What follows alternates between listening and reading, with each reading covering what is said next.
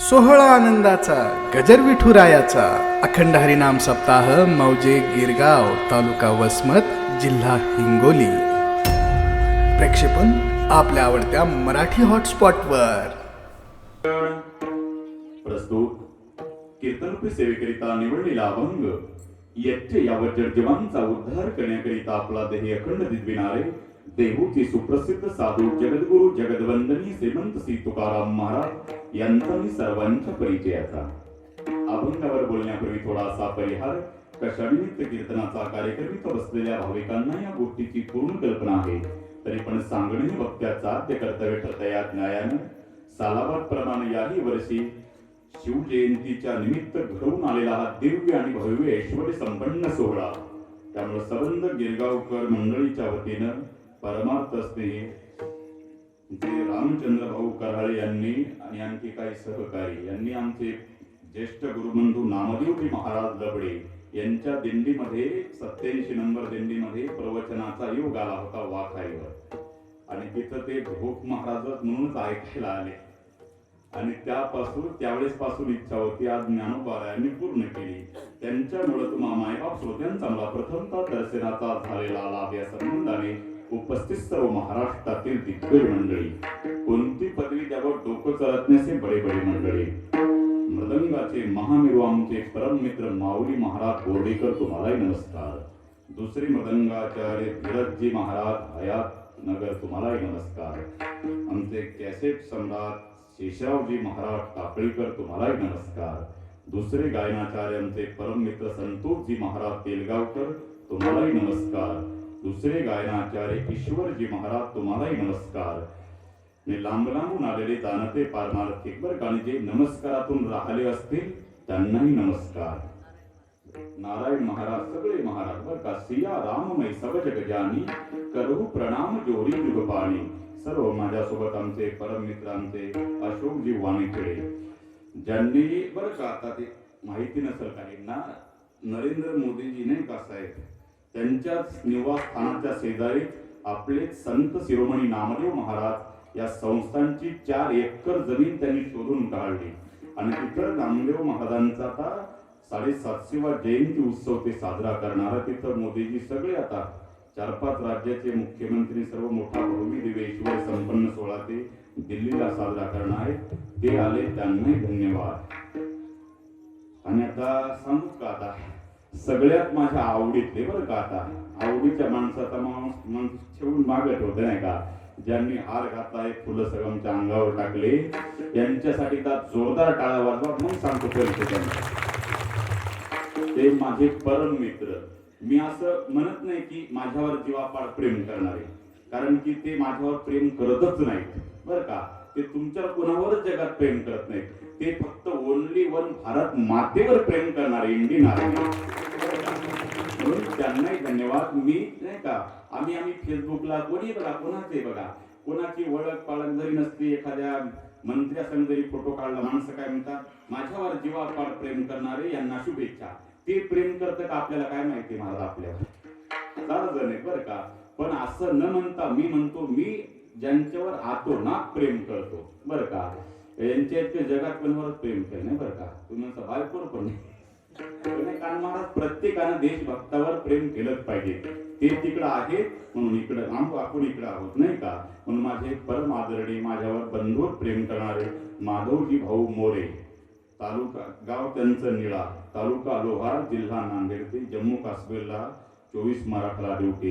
हे 1.5 वर्षानंतर आमची भेट झाली बघा. 1.5 वर्षानंतर सुट्टीवर आले, त्यांनाही धन्यवाद. गोविंद भाऊ पवार तुम्हालाही नमस्कार. व्यंकटेश भाऊ पवार तुम्हालाही नमस्कार. आणखी काही बसलेले सगळे माझ्यावर नितांत प्रेम करणारे मंडळी, आणि जे नमस्कारातून राहिले असतील त्यांनाही नमस्कार. आणि वैयक्तिक एकेकाला वंदन केल्यापेक्षा मस्तक हे पायावरी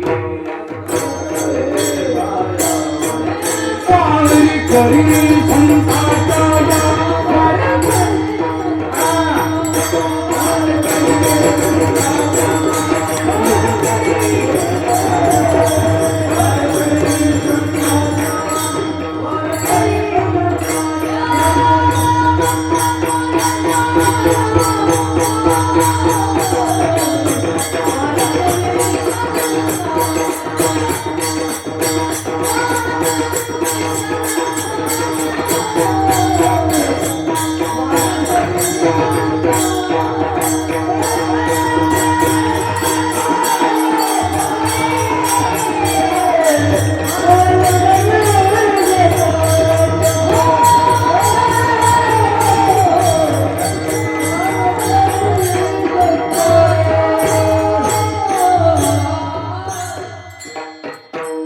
गोड अशी साऊंड सिस्टीम बरं का, तुमच्या सिस्टीमवर मी कॅसेट केली होती बरं का, 4-5 वर्ष झाले ज्ञान केलं. म्हणून साऊंड सिस्टीम वाल्या दादासाठी, गायक मंडळीसाठी आणि आमचे कॅमेरा शूटिंग वाले दादा सर्वांसाठी एकदा जोरदार टाळ्या वाजवायच्या. गोड असं मस्तक हे पायावर या वारकरी संताच्या, गाणारे गंधर्व आहेत तर वाजवणारे इंद्र आहेत. तुम्ही जनकासारखे अष्टावक्रासारखे विद्वान श्रोते आहात, पण मी शुकाचार्याने पण आता 2-4 तारखा करून घ्या आणि माझा परिचय सांगणं गरजेचं आहे. प्रत्येक कीर्तनात सांगत असतो, तेवढ्या 4-2 तारखा आल्या म्हणजे बरं असते नाही का, नाही का. म्हणजे सगळ्या महाराष्ट्राला मी त्या टीव्ही वाल्यानं तर फार अवघड केलं महाराज. 218 वेळेस कीर्तन दाखवले टीव्हीवर, त्या मायबोली चॅनल होतं ते सेमारो मराठी बाणा, त्यांना आता कीर्तन चालू झाले, आता तरी बंद करा म्हणून. आणि सांगत असतो सगळ्यांना परिचय आहे, पण ऐकण्यासारखा माझा परिचय कधीच माणूस विसरत नाही मला बरं का. बरं का, आम्ही आहोत थोरात, पण आमचं होतं थोडं आपस्वरात. हे मंडळी आहेत स्वरात, तुम्ही पडू नका घोरात. आपलं कीर्तन नाही कोणाच्या घरात का दारात, आपलं छत्रपती शिवाजी महाराजांच्या दरबारात. नाहीतर येसाल रागाच्या भरात, हंसाल तोंडावर परात, किंवा कारसाल गावानं वरात. पण जगद्गुरु तुकोबारायांच्या कृपेने होऊन जाईल जोरात विठ्ठल.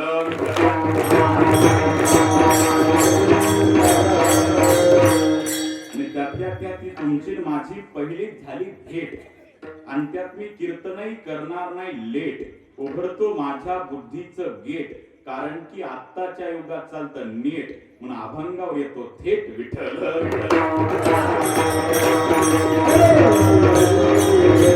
माणसं हसत म्हणजे कीर्तन पटायला समजा नाही का तुम्हाला. तुम्हाला काही म्हणलं तरी राग येणार, मला तरी काय करतात. भगवान परमात्म्याच्या कृपेनं तुमचे पाठ आहे ज्ञानेश्वरी गाथे. कीर्तन ऐकण्यासाठी उत्सुक आहे तुमचे माथे, पण कीर्तन सुट्यावर आणा तुझे 2-4 पोते विठ्ठल. अभंग तुकोबारायांचा. या जगतामध्ये 3 दुकानं प्रसिद्ध आहेत, एक देवाचं दुकान, एक संताचं दुकान आणि एक जीवाचं दुकान. आणि प्रत्येकाच्या दुकानामध्ये मालही वेगवेगळा सापडतो. केवळ दुःख मिळतं हे जीवाचं दुकान, केवळ सुख मिळतं हे संतांचं दुकान, आणि सुख आणि दुःख एकत्रित मिळतं ते देवाचं दुकान. ते कोरोनाची साथ आली, हे बघा कोरोना आता नाही बरं का, घाबरू नका. कोरोना जर एवढ्या गर्दीत आला तर महाराज चेंबरून मरल की कशाला कोरोना येते. ते टीव्ही, मोबाईल, फेसबुक, व्हॉट्सअप त्यांना माहिती कोरोना काय, पण आणखी एखाद्या आजीला विचारा 70-80 वयाच्या, त्या आजीला आणखी माहित नाही महाराज कोरोना काय भानगडे. मी परवा तिकडे जालन्याला कीर्तनाला गेलो, शिकत बरं का, खोट सांगत नाही. तिकडे कीर्तनाला गेलो, तिथे एक आजी होती. आजीला म्हणलं, आजी तुमच्या सुनाला कोरोना झाला, कोरोना. आजी म्हणली काय म्हणली की महाराज. मला आजी तुमच्या सुनाला कोरोना झाला, कोरोना. काय महाराज, आजी हसली. माय महाराज देवान लय चांगलं केलं म्हणली. 10 वर्ष झाली लग्न तिच्या, काही नव्हतं. कोरोना म्हणजे काय लेकरू हे का काय धंदा आहे नाही का. म्हणून कोरोनाची साथ आली, पटापटा पटापटा पटापटा माणसं गेली. घरापर्यंत एक नाही अख्खं गाव दुःखी झालं. पण त्याही वेळेला एक सुखी झालं, ज्याचं स्मशानाच्या शेजारी सरपणाचं दुकान होतं. ते येड्या बाबळीचं ओलं सरपण डबल भावात विकायचं, आणि नातलगाला प्रेत पेटवल्याशिवाय गत्यंतर नव्हतं. साधं रॉकेलच्या रुणावर फिरणार त्यानं टाटा सफारी घेतली. एक गावातले एका किराणा दुकानदारानं बघितलं, विचार केला, अरे दिवसभर पुड्या बांधतो, 40 रुपये 50 पैसे.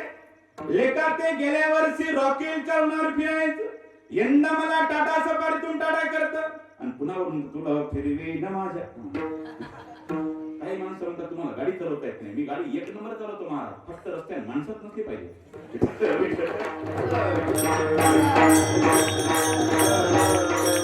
लेखा ते गेल्या वर्षी रॉकेल चालणार फिरायचं, यंदा मला टाटा सफारीतून टाटा करतात.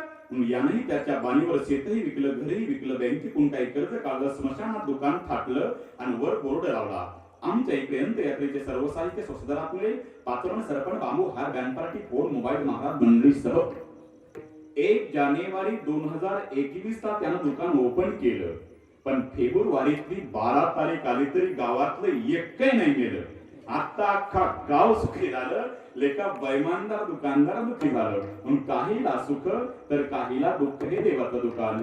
ते सख्या बहिणी एका मंडपात लग्न झालं आणि आंबे रसा करता माहेरी आल्या. जन्मदात्या बापानं चौकशी केली, तुझं काय चालत आई?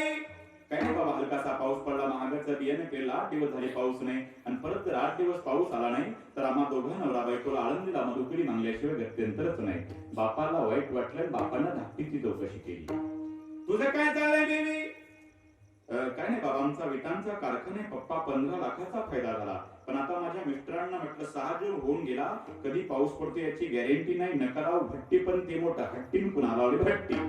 मग परत बाबा जर 15 दिवस जर पाऊस आला नाही तर 25 लाखाचा फायदा होतो.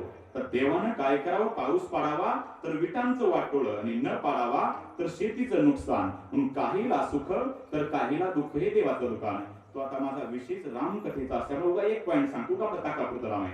नाहीतर आताच्या काळात भलते माणसं प्रश्न विचारतात. एकानं चालू कीर्तनात विचारलं, जय हरी महाराज रामायण करता?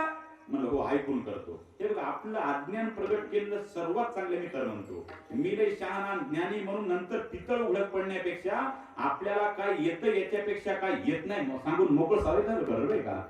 आमचे पंचागुरुजी, माझे गुरुवारी शंकरजी महाराज पंचागुरुजी सांगत असतात, माणसानं आपलं अज्ञान झाकून ठेवू नये महाराज. जे काय असेल सांगून टाकावं मोकळ्या म्हणा. पुन्हा ते नाही तर कसं होतं बरं का, जावाई लग्न झालं आणि मग जावाईनं काय केलं, फोन म्हणजे मिस कॉल दिला सासूला जिओच्या नंबरवरून. माऊली महाराज जिओच्या नंबरवरून मिस कॉल दिला. याला काय फुकट आहे ना. हे बघा, जिओचं कसं काम झालं तुम्हाला एकाच मिनिटात सांगतो बघा. जिओचं काम कसं तुम्हाला पटायला सांगतो बरं का. ते जिओची कार्ड फुकट म्हणून घेतले सगळ्यांनी, आता आवरून बसलं. एकदा काय झालं, प्राणी संग्रहालय ठेवलं बरं का माझा भाऊ. एकदा कारण प्राणी संग्रहालय ठेवलं आणि सगळे वन्य प्राणी, आणि वर लिहिलं बोर्ड, तिकीट फक्त 40 रुपये. सगळ्या तालुक्याला इकडं वसमत, हिंगोली, सगळं नांदेड, जिकडं तिकडं प्राणी संग्रहालय बघण्याचं तिकीट फक्त 40 रुपये. कुणीच बघायला येत नाही बरं का व्यंकटेश भाऊ. म्हणून काय करावं डोकं चालत नाही. आणि मग त्याला वाटलं काय करावं, म्हणलं माझ्याकडं काय करू महाराज, काम कर म्हणलं 30 रुपये कर. तरी कुणीच बघायला जात नाही. आकलच बंद पडली महाराज, नफ्यात तोटाचा कार्यक्रम. म्हणलं आता 10 रुपये कर, तरी कुणी बघत नाही हो. आता काय करा म्हणलं, महाराज तुम्हीच काहीतरी करा. म्हणलं एक काम करा, आता मोठा एकच बोर्ड लिहि म्हणलं गिरगाव फाट्यावर, आणले फुकट. इमानदारी महाराज, इतकी गर्दी झाली काय सांगा महाराज, इतकी गर्दी झाली पर सिक्युरिटी गार्ड ठेवून लागली महाराज त्यांना. आता म्हणजे महाराज काय करू, गर्दी होऊ दिली. आता म्हणजे गेट बंद कर आणि सोड आता वाघ. आता लिहिलं ज्यांना बाहेर निघायचं असेल त्यांना 500 रुपये. तसं झालं जिओचं काम.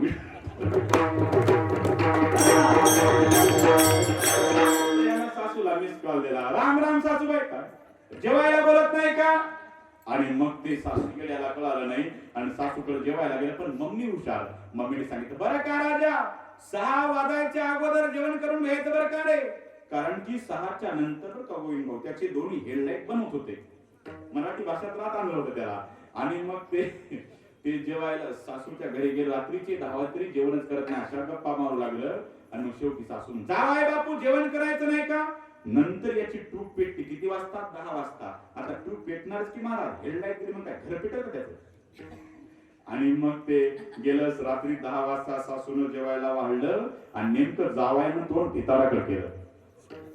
आणि मग सासू म्हणली, जावाय बापू अहो ताट समोर वाढलं, मागे काय बघता? त्यानं सांगायचं का नाही बरं, मला दिसत नाही. मग त्याला वाटलं गेलं तिकडे झाकून. तसं नाही सासूबाई, अहो मी तुमच्या भिंतीचा कलर बघतो. म्हटलं आम्ही माग भीत मातीची काय माती बघतो. आता गेलं झाकून तेवढं. परत सासून ताट वाढलं, जेवण चालू झालं. अर्ध्या जेवणात नेमकं मांजर आलं आणि मांजरानं जावायच्या ताटातली खीर चालू चाखायला केलं. नेमकं सासूचं लक्ष गेलं. जावाय बापू अहो ते गोकुळ दूध पार घोटून बासुंदीची वेळ आली आणि खुशाल त्या मांजराला पेव द्यायची वाटत नाही का? यानं सांगायचं का दिसत नाही. झाकून तुम्हाला तसं नाही सासूबाई, अहो म्हटलं गिरगाव मधलं लाडकं मांजर असेल. लाडकं मांजर. आता नेमकं मग सासू वाटलं का द्या आता जावावर काय प्रेम असतं महाराज? नाकाचा मोती ठेवी गान परी जावायाचा राखी मान. आणि मग शेवटी तिने शेवटची वाटी आणली. मी जावाय बापू, ही शेवटची वाटी बरं का, ही शेवटची भैरवी म्हणजे नंतर ज्ञानबातू करावची म्हणजे आता. आणि तिनं ओटायला चालू केलं बरं का माऊली महाराज. ज्यावेळेस मांजर दूध प्यायचं तोच आवाज, चप चप चप चप चप तसा आवाज. आणि सासू खीर ओतू लागली तोच आवाज. याला वाटलं मांजराच आलं. हे मांजरच होतं पण 2 पायाचं मांजर. आणि मग सासूनं जशी खीर टाकली याला खळा करायला सासूनं नांदेडच गाठलं. विठ्ठल एवढं का झालं त्यांना आपलं अज्ञान दाखवून मी सांगत असतो. आपण ऐकून रामायण करणारा महाराज बरं का. जय हरी महाराज रामायण करता म्हणलं. हो सांगा महाराज. काय राम किती वाजता वनवासाला गेला? या हे कोणत्या ग्रंथ का अख्खी ग्रंथ बघितले रामायण करताना तुम्ही? हो सांगा राम किती वाजता वनवासाला गेला? म्हणजे आपल्याला येत नाही. सोपं गणित म्हणले महाराज. राम 9:15 वनवासाला गेला. किती 9:15? बघा 9:15 वनवासाला गेला. म्हणजे हे पण ग्रंथ काय करायचा महाराज? सोपं गणित म्हणले. सोपं गणित म्हणलं कसं ते बघा. वनवास उलट वाचा म्हटला. 9:15 म्हणजे समजत आता.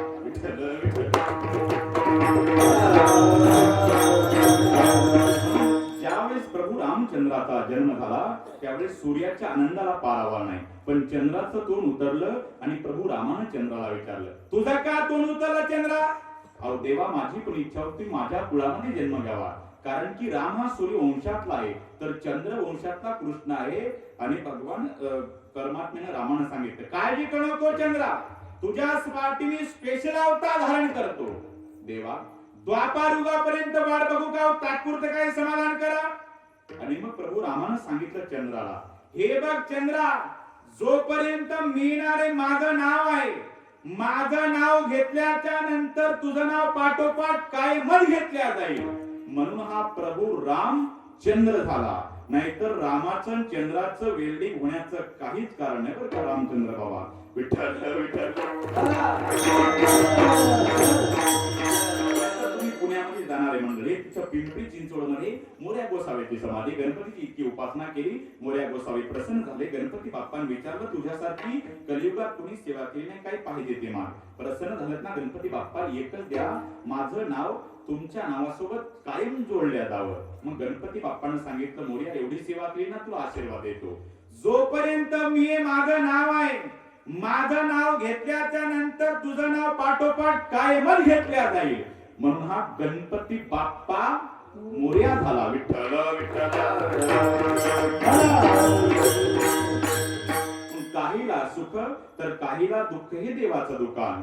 केवळ सुख मिळतं हे संताचं दुकान. सुख एकेचे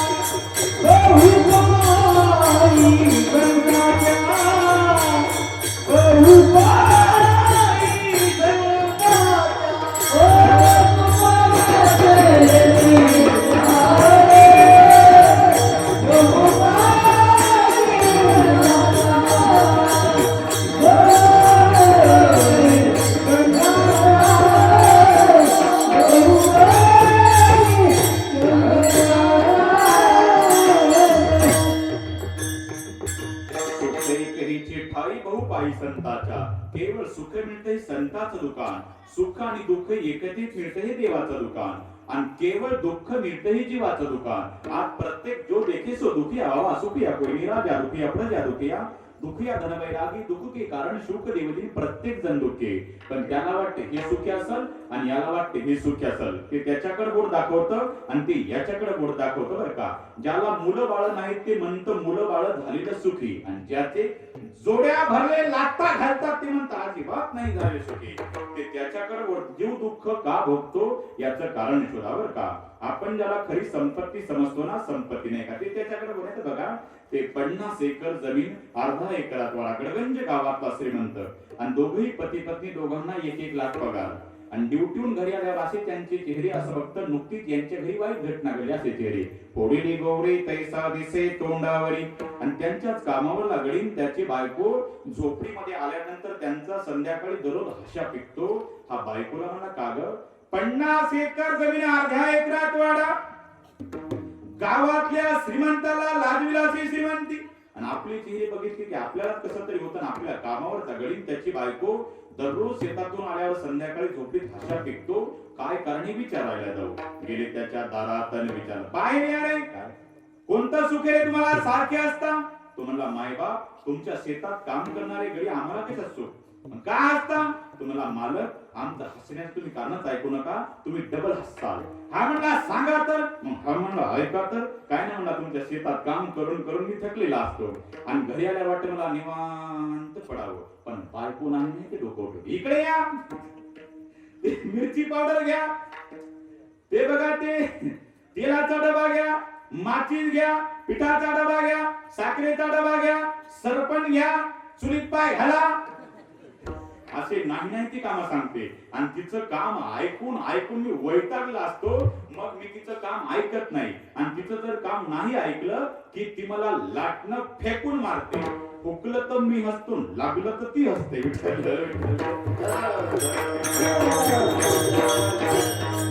एकदा असा टोला बसला, त्याचा पाय फ्रॅक्चर झाला.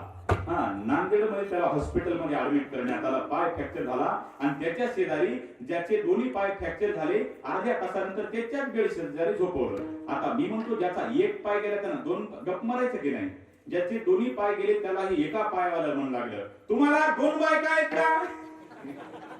ते म्हणले, नाही भाऊ. अरे माझं लाटण्यानं म्हणला, हे म्हणलं माझं मोटरसायकल न म्हणलं. विठ्ठल याचा अर्थ आज प्रत्येक जण दुखी, पण त्याला वाटते हे सुखी असेल, आणि याला वाटते जीव दुःख का भोगतो याचं कारण शोधा. आपण ज्याला खरी संपत्ती समजतो ना, ती संपत्ती नाही. ज्याला विपत्ती समजतो ती विपत्ती नाही. संपदो नैव संपद, विपदो नैव विपद, विपद विष्णू विपदो नैव विपद संपदो संपद, विपद विस्मरण विष्णू संपन्न नारायण स्मृती. भगवंताचा आठव ही सर्वात मोठी संपत्ती आहे, आणि भगवंताचा विसर ही सर्वात मोठी विपत्ती आहे. नव्हे तर भगवान परमात्म्याला तुकोबाराय धन्वंता तुका म्हणे, धन ज्याचे निजी नारायण. नव्हे तर परमात्मा धन जोडी देवाचे चरण व्हावया जत हे उपाय लावाचे. नव्हे तर परमार्थ शब्दाची व्याख्याच आहे, परमस्य अर्थ इति परमार्थ. परम म्हणजे श्रेष्ठ, आणि अर्थ म्हणजे धन. श्रेष्ठ धनाची प्राप्ती करून देणे नाम परमार्थ करणे. पण श्रेष्ठ धन म्हणजे नेमकं कोणतं. ज्या धनाचा वाटा बंधू मागत नाही, ज्या धनाला आग लागत नाही, ज्या धनाला राजा ताब्यात घेत नाही, आणि जे धन तुम्ही मेला तरी तुमची संगतच सोडत नाही, यालाच म्हणावं परमार्थ महाधन जोडी देवा. हे पण बघा, तुम्ही परमार्थ करायला लागली की माणसं नावं ठेवणारे टपून आहेत. तुम्ही किती चांगला परमार्थ करा, नावं ठेवणाऱ्याच्या तोंडाला हातच धरता येत नाही महाराज. म्हणून जसे चांगल्या रस्त्याला गतिरोधक आहेत, तसं चांगलं कार्य करणाराच विरोधक आहे. तुम्ही वाईट कार्य करा, तुम्हाला कुणीच नाव ठेवणार नाही, पण चांगलं कार्य करा, आडवा फाटा हन्नाच समजा. किती चांगलं कार्य करायचं माणसं. जय हरी महाराज. रात्रंदिवस तुम्ही कीर्तन करता, भजन करता, आषाढी कार्तिकीच्या वाऱ्या करता, रामायण करता, तरी तुमच्या जीवनामध्ये इतकं दुःख का. आणि कधी जीवनात एकही कीर्तन नाही, एकही प्रवचन नाही, एकही तमाशा चुकत नाही, 40 फुटीचा रोड एकट्याला पुरत नाही, तरी आम्ही एवढी सुखी का. अरे भजन कीर्तन केलं मग काय प्रारब्धात बदल होतो. अरे ते भोगावंच लागते. लक्षात ठेवा, कभी सर्दी तो कभी गर्मी, ये तो कुदरत के नजारे है. कभी सर्दी तो कभी गर्मी, ये तो कुदरत के नजारे है. अरे प्यास तो उसे भी लगती है जो नदी के किनारे है. काय वाटतं तुम्हाला, नदीच्या कडेला झोपलात म्हणजे तहान लागणार नाही, तसा भगवान जरी मदतीला असला, चुकणार आहे आपलं, पण एक चांगलं कार्य करा तुम्ही, किती चांगलं कार्य करा बघ. सप्ताह इथं गोड सप्ताह आहे. नाहीतर काही काही गावात बघा धावगडे महाराज ते सप्त्याच्या काळात ते ज्याच्या त्याच्या दारात जातात, ते इकडचं नाही तिकडचं सांगतो, तिकडचं म्हणजे ज्या भागाला नाव नाही तिकडचं, आणखी 1-1.5 तास इथं तर काहीच सांगणार नाही आणि उद्या सांगितल्याशिवाय राहणार नाही, इकडचं नाही तिकडचं बरं का. ते सप्त्याच्या काळात ते पावती बुक घेऊन दारात गेलं असं, पाटील सप्ताह चालला आपल्या गावात, पावती फाडा. अर्धा तास बघू लागलं पावतीकडं, असं वाटलं अख्खा सप्ताह एकटंच करत बहादर.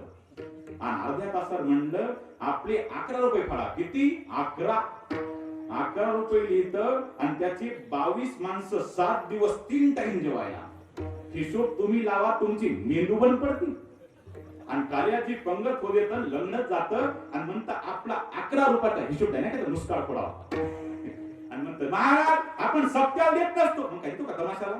नाही नाही महाराज आपण पंढरपूरला 10 पैसे दान केले. किती? 10 पैसे. अरे बापरे म्हणलं हे पाहिजे तसं नाही दर्शन केलं महाराज, आपण 10 पैसे दान केले, पंढरपूरला 10 पैसे दान केले. नेमकं माझ्यासारखं होते. जय हरी बाबा. 10 पैसे दान केलेले गावाला चातुर्मास सांगायला सुटला आणि तुमच्या सोबत पंढरपूरच्या दर्शनाच्या बारीला मीच गेलो होतो. गरुड खांबाच्या जवळ गेला असताना एका कांदीच्या कपड्यावाला शेडजीच्या खिशातली 100ची नोट कोण काढली. मग कावरं बावरं माझ्याकडे बघू लागलं. म्हणून विचार करा, 99 रुपये 90 पैशाचं पाप झाकून ठेवतं. की मराठी आली नाही लक्षात तुमच्या? काय इंग्लिश मध्ये सांगू? 99 रुपये 90 पैशाचं पाप झाकून ठेवतं आणि 10 पैशाचं पुण्य तालुकावर सांगत सुटतं. तसं नाही दर्शन केलं आपण, 10 पैसे दान केले. आणि तशा तुम्ही म्हणा बाबा अहो सप्ताह चालला आपल्या गावात, विना पारा घ्या. नाही घेणार महाराज. बाबांनी घेतला 70-80 वय असेल बघा. म्हणजे परत काही काही गावात महाराज तोच विना उलटा फिरतून गदा होतो. इतका अवघड महाराज. सप्ताह चालला बाबा, विना पारा घ्या. ते लफडं आपल्या गळ्यात नाही का महाराज? अर्धा किलोचा विना नाही जमणार. आणि दुसऱ्या दिवशी 10 किलोचा नातू अख्ख्या नांदेड हायवेने घेऊन हिंडतं आणि नेमकं माझ्यासारखं भेटतं. जय हरी बाबा. काल तुम्हाला सत्यातला विना घ्यायला जमला नाही आणि 10 किलोचा नातू. ते कसे महाराज? नातू माझ्याशिवाय राहतच नाही. अरे डंगरिया, नातू तुझ्याशिवाय राहत नाही. त्याला घेतल्याशिवाय तर कोणी भाकरच देत नाही.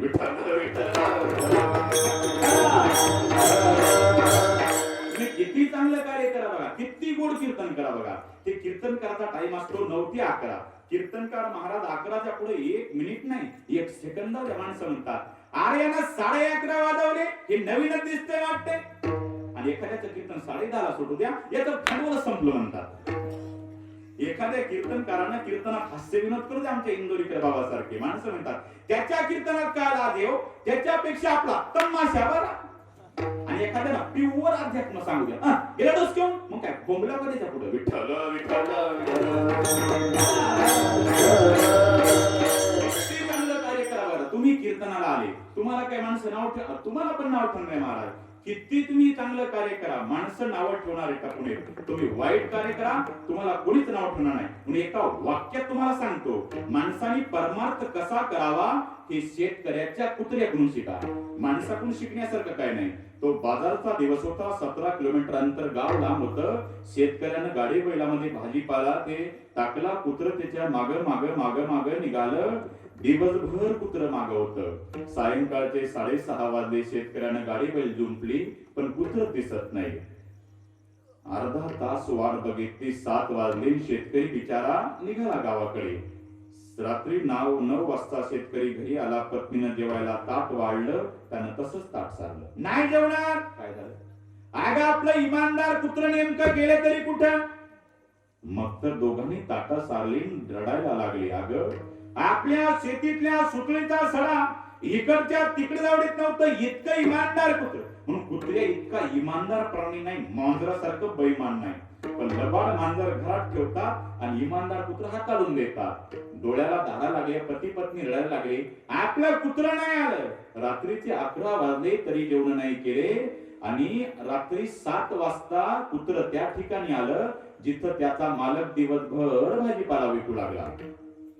7-8 वाजता कुत्र बाजारात आलं. थंडीचे दिवस, किर्र अंधार झालेला, भुकेचा डोंग पोटात उठलेला, घाबरून गेलं. लटलट लटलट कापू लागलं, भूक लागलेली. काय करावं त्याने विचार करा. अरे याला काय मालक म्हणाव का भर बाजारात सोडून गेला. पण कुत्र इमानदार हुशार होता रे. मालकाची काही चूक नाही, मीच मालकाला सोडून इतकं इमानदार कुत्र. बिच्या डोळ्याला धारा लागल्या. ते कुत्र, शेतकऱ्याचं कुत्र भुकेच्या पोटी गावाच्या दिशेने निघालं. पण आता गावगावचे कुत्रे काय एका सुधीचे असतात का? गावगावचे कुत्रे म्हणतो मी, ते मला लक्षात तुमच्या. शेतकऱ्याचं कुत्र गावात गेलं की गावात ते 25 अंगावर धावून यायचे. टॅलेंट होतं. 25 कुत्रे अंगावर चौतान धावून आले की हे लोळून घ्यायचं, शेपटी आपटायचं, तोंड उघडायचं. बाकीचे कुत्रे म्हणायचे, अरे जाने दो भाई, उसमें कोई दम नहीं है. एक बिचारा तेवढ्याच जोमानं उठायचं. पुढच्या गावात 50 कुत्रे यायचे. घाबरून जायचं बिचार. 50 कुत्रे एकदाच अंगावर चौतण आले. त्यानं परत लोळून घेतलं, शेपटी आपटली, तोंड उघडलं. परत कुत्रे म्हणले, अरे जाने दो भाई, उसमें कोई दम नहीं है. परत पुढच्या गावात 100 कुत्रे आले. लाल जीभ बाहेर काढलेले, लाल डोळे, लट लट लट लट याच्या अंगावर चौताळून धावून आले. कुत्र बिचार घाबरून गेलं शेतकऱ्याचं. त्यानं विचार केला, अरे हे कौरवासारखे 100 आहेत आणि मी फक्त एकटाच आहे. जर 100 जणांना जर विचार केला ना, माझ्या नरडीचा घोट घेतलाच समोर. घाबरून गेलं महाराज 100 कुत्र्यासमोर. पण कुत्र इतकं हुशार होतं, चौतान अंगावर धावून आले. यानं परत लोळून घेतलं, शेपटी आपटली, तोंड उघडलं. परत कुत्रे म्हणले, जाने दो भाई, उसमें कोई दम नहीं है. आता नाही कुत्र घाबरलं बरं का. आता कुत्र घाबरलं नाही. लाल डोळे केले, विजय सारखं कडाळलं, ताडकन उठलं आणि एका कुत्र्यानं 100 कुत्र्याला जाब दिला. लेका बैमानाव, मला भेकड म्हणा नाही तर भित्र म्हणा, का मुझमे कोई दम नाही म्हणा. तुमच्या निंदेची मला काहीच गरज नाही. अरे रात्रीचे 12 वाजेत मला माझ्या मालकाचं घर गाठायचंय. तसं परमार्थ करणाऱ्याने विचार करा. अरे त्यांना सांगा, कुत्र्यो तुम्ही कितीही नाही म्हणा, आम्हाला आमच्या छत्रपती शिवाजी महाराजांपर्यंत पोहोचायचंय. आणि यालाच म्हणतात परमार्थ महाधन, जोडी देवाचे चरण. आणि त्या परमार्थाच्या धनाच्या दुकानाचा नाही तर आख्या मार्केटचा पत्ता जगद्गुरु तुकोबाराय अभंगाच्या प्रथम चरणात सांगतात.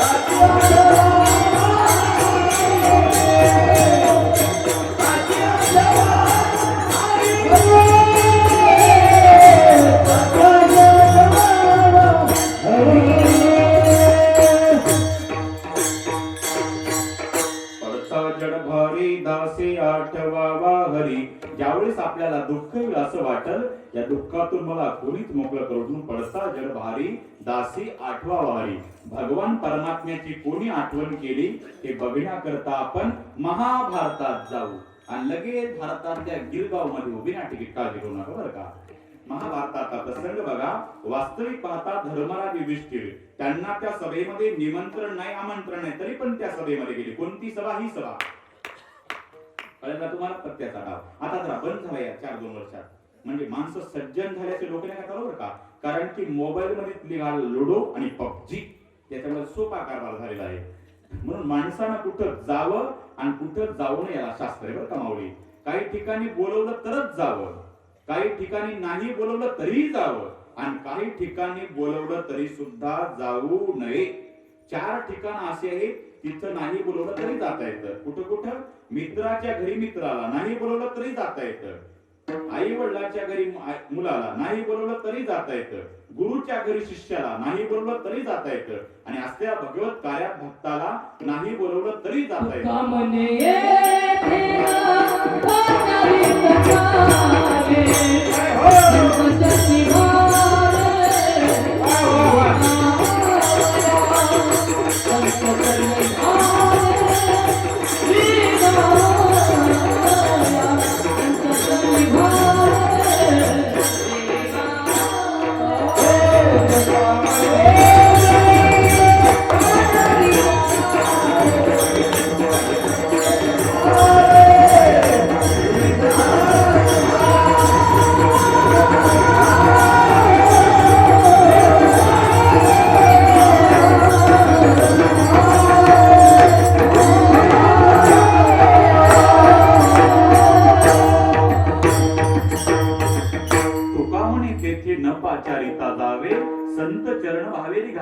अशा ठिकाणी बोलवायची गरजच नाही, नाहीतर एखादा घरी खुशाल झोपा काढणार म्हणत आम्हाला कुठे कीर्तन ऐकायचं निमंत्रण. लेखा बैमाना तो काय कार्यक्रम आहे का बारशात तुला तरी निमंत्रण द्यायला? ज्यावेळेस तुला कोरोना झाला होता, डॉक्टर तू डॉक्टरकडे बोंबलत जात होता. व्याधी पिढीला हवे वैद्याच्या घरा, आपुल्या हा परिहारा लागून या. तुका म्हणे तेथे न पाचारिता जावे, संत चरण भावेरी घावया. अशा ठिकाणी बोलवायची गरजच नाही बरं का. पण हाच नियम कुठेही लावायचा नाही बरं का, नाही तर निघले कुठे विजवायला बरं का. म्हणून लग्नाला निमंत्रण पत्रिका असेल तरच जाऊ बरं का, नाहीतर काही माणसं धाडच करतात इकडचं नाही तिकडचं. म्हणजे ज्या भागाला नाव नाही तिकडचं ते जेवायला नेहमीच्या सवयीनं बसलं जेवायला, आणि ते म्हणा अरे आपलं उद्याचं कसं, काळजी करू नको रे, मंगल कार्यालय कुठलं, ज्ञानसागर मंगल कार्यालय आमच्या घेतलं. अरे निमंत्रण नाही, पण विचारल्यावर मुलीकडले, आणि मुलीकडले विचारल्यावर मुलाकडले. तुळशीच्या लग्नापासून मृगाचा पाऊस पडेपर्यंत 2 शब्दावर जेवायचं. सकाळी मुलीकडलं, संध्याकाळी मुलाकडलं, सकाळी मुलीकडलं, मुलाकडलं, मुलीकडलं, मुलाकडलं. पाठच झालं. दुसरा उद्योग नाही त्याला, फुकट खाऊ द्या नाही का, ओळख राहू द्या. निघलं महाराज काही नाही का. आणि नेहमीच्या सवयीनं जेवायला बसलं, आणि पंक्तीचा मालक आला. मग पंक्तीचा मालक मक्खी चूस. मक्खी चूस म्हणजे तुपात नाही, कडीत माशी पडली तर बाजारांत सोडली नाही. चोखून चोता होईपर्यंत याचा उद्देश इतकाच, जेवणाऱ्यानं जास्त जेवू नये. जरा फोरजीच्या फोरजी आहे का कळणार नाही. जेवणाऱ्यानं जास्त जेवू नये हा खाऊ घालणाऱ्याचा उदार हेतू समजत पहा. आणि नेहमीच्या सवयीने जेवायला बसलेलं पंक्तीचा मालक आला. 2 अनोळखी चेहरे बघितले. पंक्तीचा मालक म्हणला, कुठले तुम्ही? दोघांनी खाली माना घातल्या. हो खाली माना घाले. कुठले तुम्ही? माग नका बघू, वहा की बात आहे. कुठले तुम्ही? आम्हीच का? हा तुम्हीच कुठले? मुलीकडले. काय? नाही गडबड मुलाकडले. काय? नाही नाही नाही मुलीकडले. काय? नाही मुलाकडले. नाही उठ उठ म्हणतो का? काय झालं? लाज वाटते का तुला मुलाकडलं मुलीकडलं म्हणायला? म्हणजे अरे लेका माझ्या बापाच्या श्राद्धाचं जेवा, आणि मुलाकडलं मुलीकडलं. म्हणूनच निमंत्रणाशिवाय जाऊ नये. विठ्ठल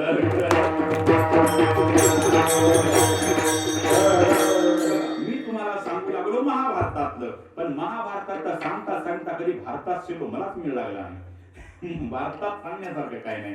ते काय सांगलं नाही का, मग ते धर्मराज युधिष्ठिर, त्यांना त्या सभेमध्ये निमंत्रण आमंत्रण काहीच नाही, तरी पण त्या सभेमध्ये गेले. अख्खं राज्य डावावर लावलं, स्वतःच्या पत्नीला द्रौपदीला डावावर लावलं. डोळ्याला धारा लागल्या. द्रौपदीला वाटतं माझे सिंहासारखे 5 पती या दुःखातून मला मोकळं करतील. दुर्योधनाने सांगितले, दुःशासन जाऊ द्रौपदी को सभा मंडप में खींच के आओ. परपट्ट द्रौपदीला सभेमध्ये ओढत आणलं. अबला झाली, डोळ्याला धारा लागल्या. काय करावं डोकं चलत नाही. पण तिला वाटलं माझे सिंहासारखे वाघासारखे 5 पती हे मला या दुःखातून मोकळं करतील. भीम, अर्जुन, नकुल, सहदेव, धर्मराज, युधिष्ठिर तिनं 5ही पतीकडे बघितलं. डोळ्याला धारा लागल्या आणि तिनं आपल्या पतीला हाक मारली, वाचवा मला स्वामी.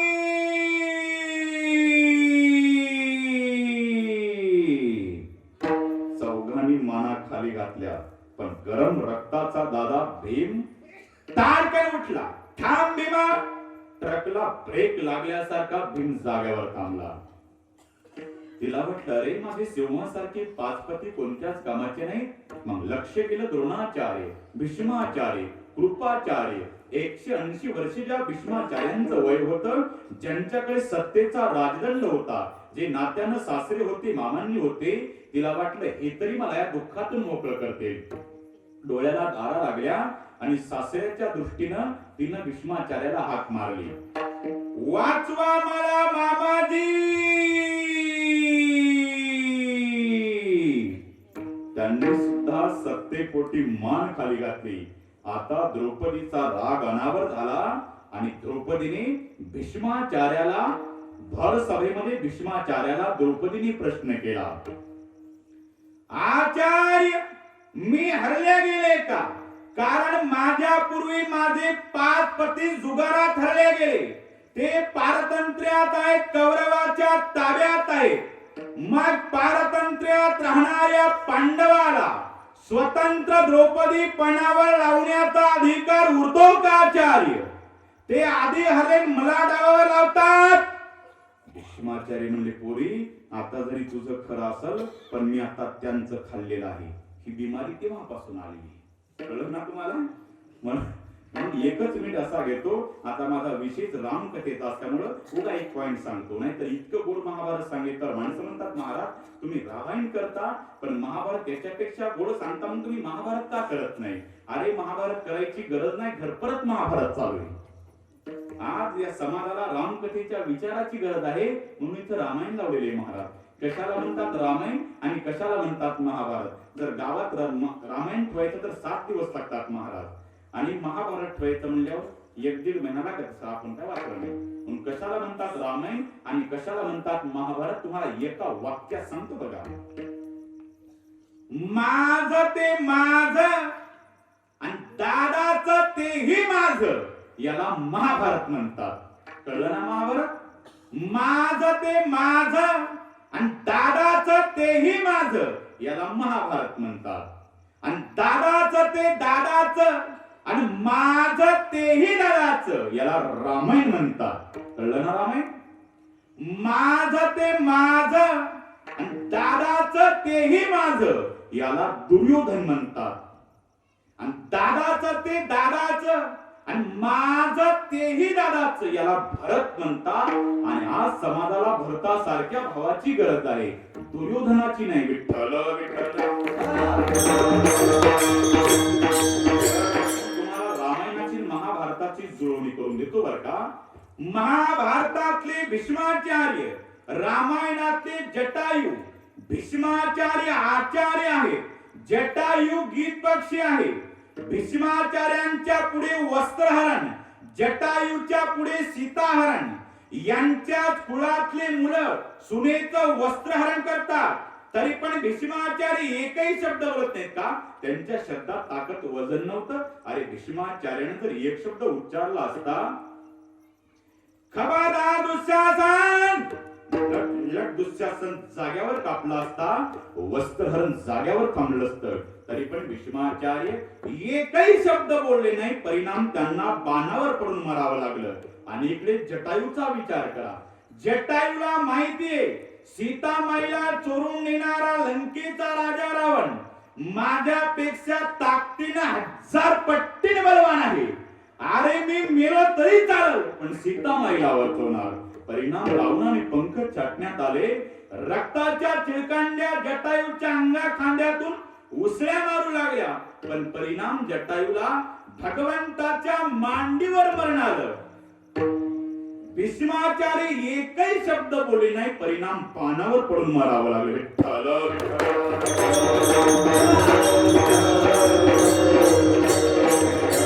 डोळ्याला धारा लागल्या आणि मग ती द्रौपदी एकाएकी म्हणायला लागली, कोठे गुंतलासी द्वारकेच्या राया, कोठे गुंतलासी द्वारकेच्या राया,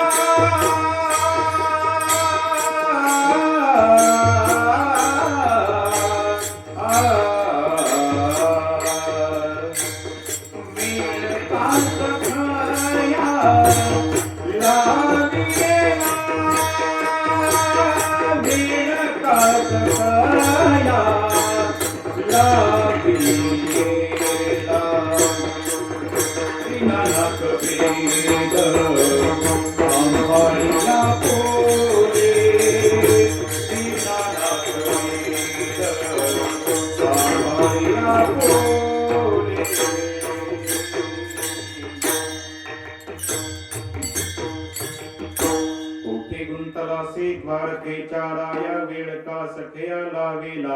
परिणाम परमात्मा भगवान परमात्मा द्रौपदीच्या धाव्याला धावला. तिनं काय केलं, फक्त त्या भगवान परमात्म्याची आठवण केली म्हणून पडता जड भारी दासी आठवा वाहरी. का हो महाराज, आम्ही तर त्या द्रौपदी सारखी आठवण केली तर तो भगवान परमात्मा काय करत?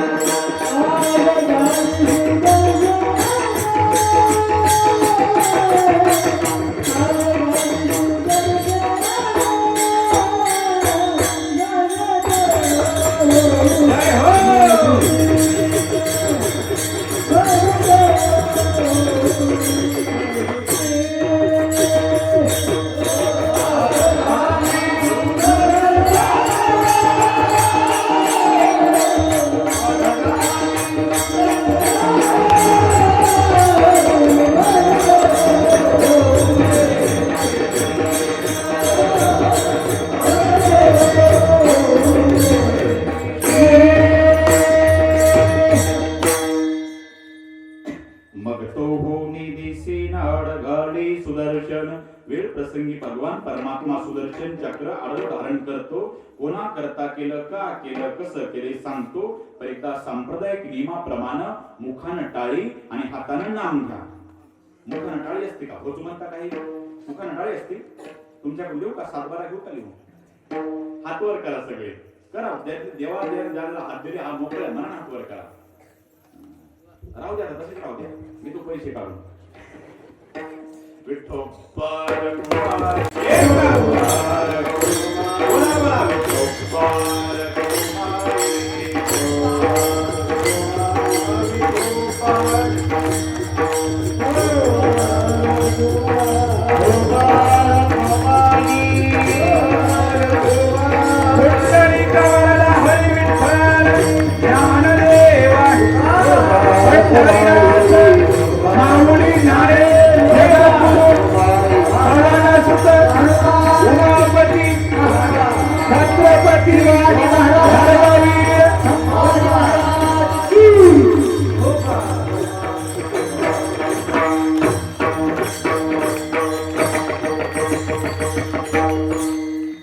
अर्ध्याने टाळ्या वाजवल्या अर्ध्याने वाजवल्याच नाही. मी म्हणलं बुकानं टाळी आणि हाताने नाव होत म्हणतात माणसं काही नाही का. अर्ध्याने टाळ्या वाजवल्या झालं कसं बरं का, ग्रामीण आम्ही अर्ध्यात तुम्ही आणि अर्ध्यात आम्ही असा झाला कारभार. कीर्तनात टाळी वाजवीत पाहिजे महाराज बरं का. कीर्तनात टाळी वाजल्याच्या नंतर आपलं पाप जातं. एक पाप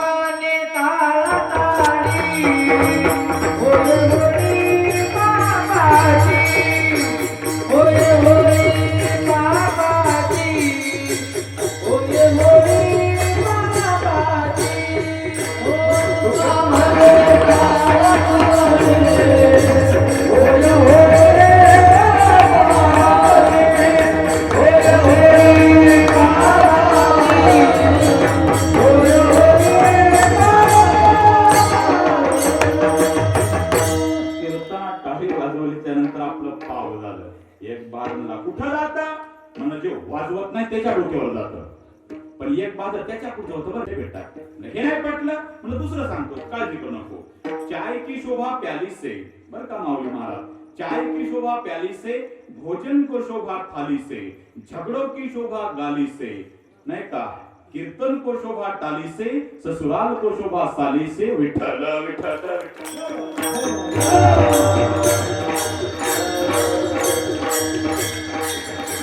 परत सांगतो घरात राहण्यासाठी. चाय की शोभा प्याली से, चाय की शोभा प्याली से, भोजन को शोभा थाली से, बगीचों को शोभा माली से, ससुराल को शोभा साली से, झगड़ों की शोभा गाली से और कीर्तन को शोभा टाली से. विठ्ठल पण ते मुळात ते पुस्तक घेतल्यावर नाही. विठ्ठल विठ्ठल म्हणलं की टाळी वाजलीच पाहिजे. बघा पण ते मुळात ते संस्कृत काय बरं का, ते बळत असलं म्हणत नाही. नाहीतर काही ठिकाणी मी जात असतो, एका घरी गेलो महाराज नाही का, शंकर पाळ्याच्या घरी गेलो नाही का, नवीन आहे शंकर घरी मान शपथ गेलो, बायको शपथ गेलो, खोटं सांगत नाही.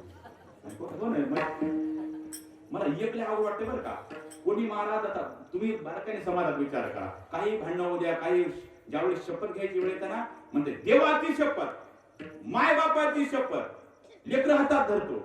पण कोणीतरी बायको शपथ घेते का, काय जीव असेल बाबा. विठ्ठल सांगतो बायको शपथ सांगतो नाही का. तिकडे गेलो शंकर पाळ्याच्या घरी आणि ते गावाचं म्हणलं राहू दे आपलं तेवढं फोकस पाहायला बरं. आणि त्या घरी गेलो महाराज, चहा प्यायला जेवण, चहा प्यायल्याच्या नंतर दोघं पती पत्नी पाया पडले आणि दोघांनी 500 दक्षिणा दिली घातली बरं का. माणसं देतात बघा, मला बळा स्वभाव कोणी देते मोकळ्या मनाला माणसं देतात तिथे. गिरगावची माणसं महाराज आले कळालं किती माणसं आहेत म्हणजे 15,000. एक रुपया जरा तरी मोकळं होतं बघा मी शपथ बघा. नाही ते 500 जरी महाराज माणसं देतात, काळजी करतात. आता माय मावल्या म्हणते महाराज तुम्ही आता आम्ही काहीच सोबत आणलं नाही, पण काळजी करू नका बरं का. मी सोनं चांदी मणी डोरले एकदाणी महबूबा काही घेतो. शपथ बघा तिकडे शिरूर कासारला कीर्तन होतं, हसू नका. शपथ बघा तिथे एका मावला अलंकार महाराज, तिने डायरेक्ट नेकलेस फेकला, तितक्यात लाईट गेली. बसतो गाडीत, मी केला मोबाईल स्विच ऑफ, गाडीत बसतो म्हणून झाला फायदा 50-60 काय 10,000 नाही का. बसतो गाडीत महाराज, हिंगोलीत गेलो सराफाजवळ आणि बायको कुजारी ना. गेलो महाराज काय कुजारी बायको. आणि गेल्याच्या नंतर त्या सराफाला म्हणलं बघा बरं तुम्हाला अर महाराज तुम्हाला फसवलं म्हणलं. अर म्हणलं हे गेलं ती गेलं.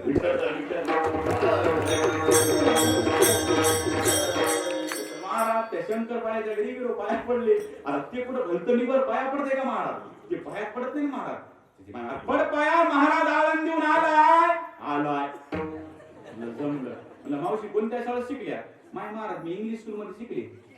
मला सांग बरं एक फॉर म्हणे येडी बाबू. अवघड झाला का रे आईला एका संस्कार का महाराज पण महाराजच्या पाया मी नाही पाया पडत. अक्कलच बंद पडली महाराज. मावशी नाही तर नाही पाया पडल्या. नाही नाही महाराज तसं कसं आणि 500 रुपये दिले तर या व्याजासहित वसुली चालू आपल्याकडून 500 रुपये. अक्कल बंद पडली महाराज. काय करावं म्हणून डोकं चालत नाही. अक्कल बंद पडली आणि मग ते आवडत नव्हतं महाराज. सकाळी 5 भाकरी दुपारा संध्याकाळी 5. आता ते 4-5 ते माय बाबा आवडत नव्हतं महाराज. गिरगाव मालेगाव दोघांना सपासप फेकून द्यायचं. ते म्हणायचं बचेंगे तो और लढेंगे. आता आवडते की महाराज तसं लेकरू. आता ते 4-5 शेजारणी बरोल्या चला गो माय शंकर पाळ्याचा मुलगा दाबायला.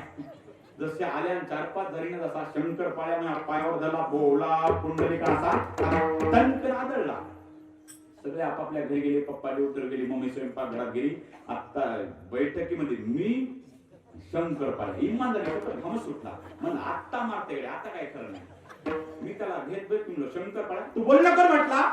एका रटे काढो पण दुसरा लागू देणार नाही म्हणला. बंद पडली महाराज. बोलूच नको मला तुझं माझं पाणी न माझ्यापासून पटत नाही. घाम सुटला काय नाही महाराज. मी मावशी लावा दिला. मला मावशी मावशी आली महाराज.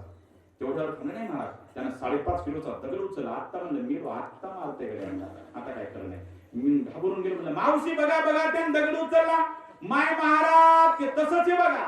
गेल्या वर्षी तुमच्यासारखे महाराज चहा प्यायला बोलवले आमच्या शंकरपाळ्यानं रस्त्यावर हाणले. तुम्ही हेल्मेट नाही आणलं जातो ना ताळून दिला. लहान लेकराच्या नादी दारू पिदाड्याच्या आणि येड्याच्या नादी शपथ कधीच लागू नये. शपथ कधीच लागू नये. महाराज येड्याच्या नादी कधीच लागू नये. येडं उचलून उतारा खटला उडे महाराज. येडे 50 येडे बरं कमाल हो. ते 50 येडे पुण्यातली इकडचे नाही. 50 येडे निघले तिकडे अकोल्याला. ते केळकर हॉस्पिटलला नेण्याकरता ते विमान निघलं पुण्यावरून. आणि मग ते इतके धिंगाणा करू लागले महाराज. एक सीटच फाड काही धना धरवड्या लागले महाराज. आता अक्कल बंद पडली. आता ते त्यातलं एक आगावलंय आती कामातून गेलेलं त्याची कॅसेट गेली ती रायनामा गेलेलं. आलं त्या पायलट वाला नाही का विमान चालवणार त्याला म्हणलं आलं जवळ आणि मन लागलं एक चक्कर खेळ्या म्हणलं आपल्याला. आता काय मोटरसायकल आहे का काय धंदा अवघड झालं महाराज. का बैलगाडी एक चक्कर खेळतच नाही आपल्याला. कायच करता वाटलं नाही म्हणावं तर येडे येड्याच्या नादी लागून अक्कल आपले येडे आपण येडे हो. म्हणलं एक काम कर म्हटलं ते मागे शांत कर म्हणलं 49 जण. हे माऊली ते मागं गेलं. एका मिनिटात वातावरण शांत. अरे बापरे आलं म्हणला. ते म्हणलं आता चक्कर खेळलेच लागते म्हणलं आपल्याला. मागचं कसं काय एवढे लवकर शांत केले. हे जर विला तुझ्याकडे असता तर एवढ्या लांब जाण्याची गरजच नव्हती. तू नेमकं केलं काय. केलं काय नाही म्हणला. मी त्यांना म्हणलं उत्तरा स्टेशन आणलं हल्ल्या उड्या म्हणले त्यांनी.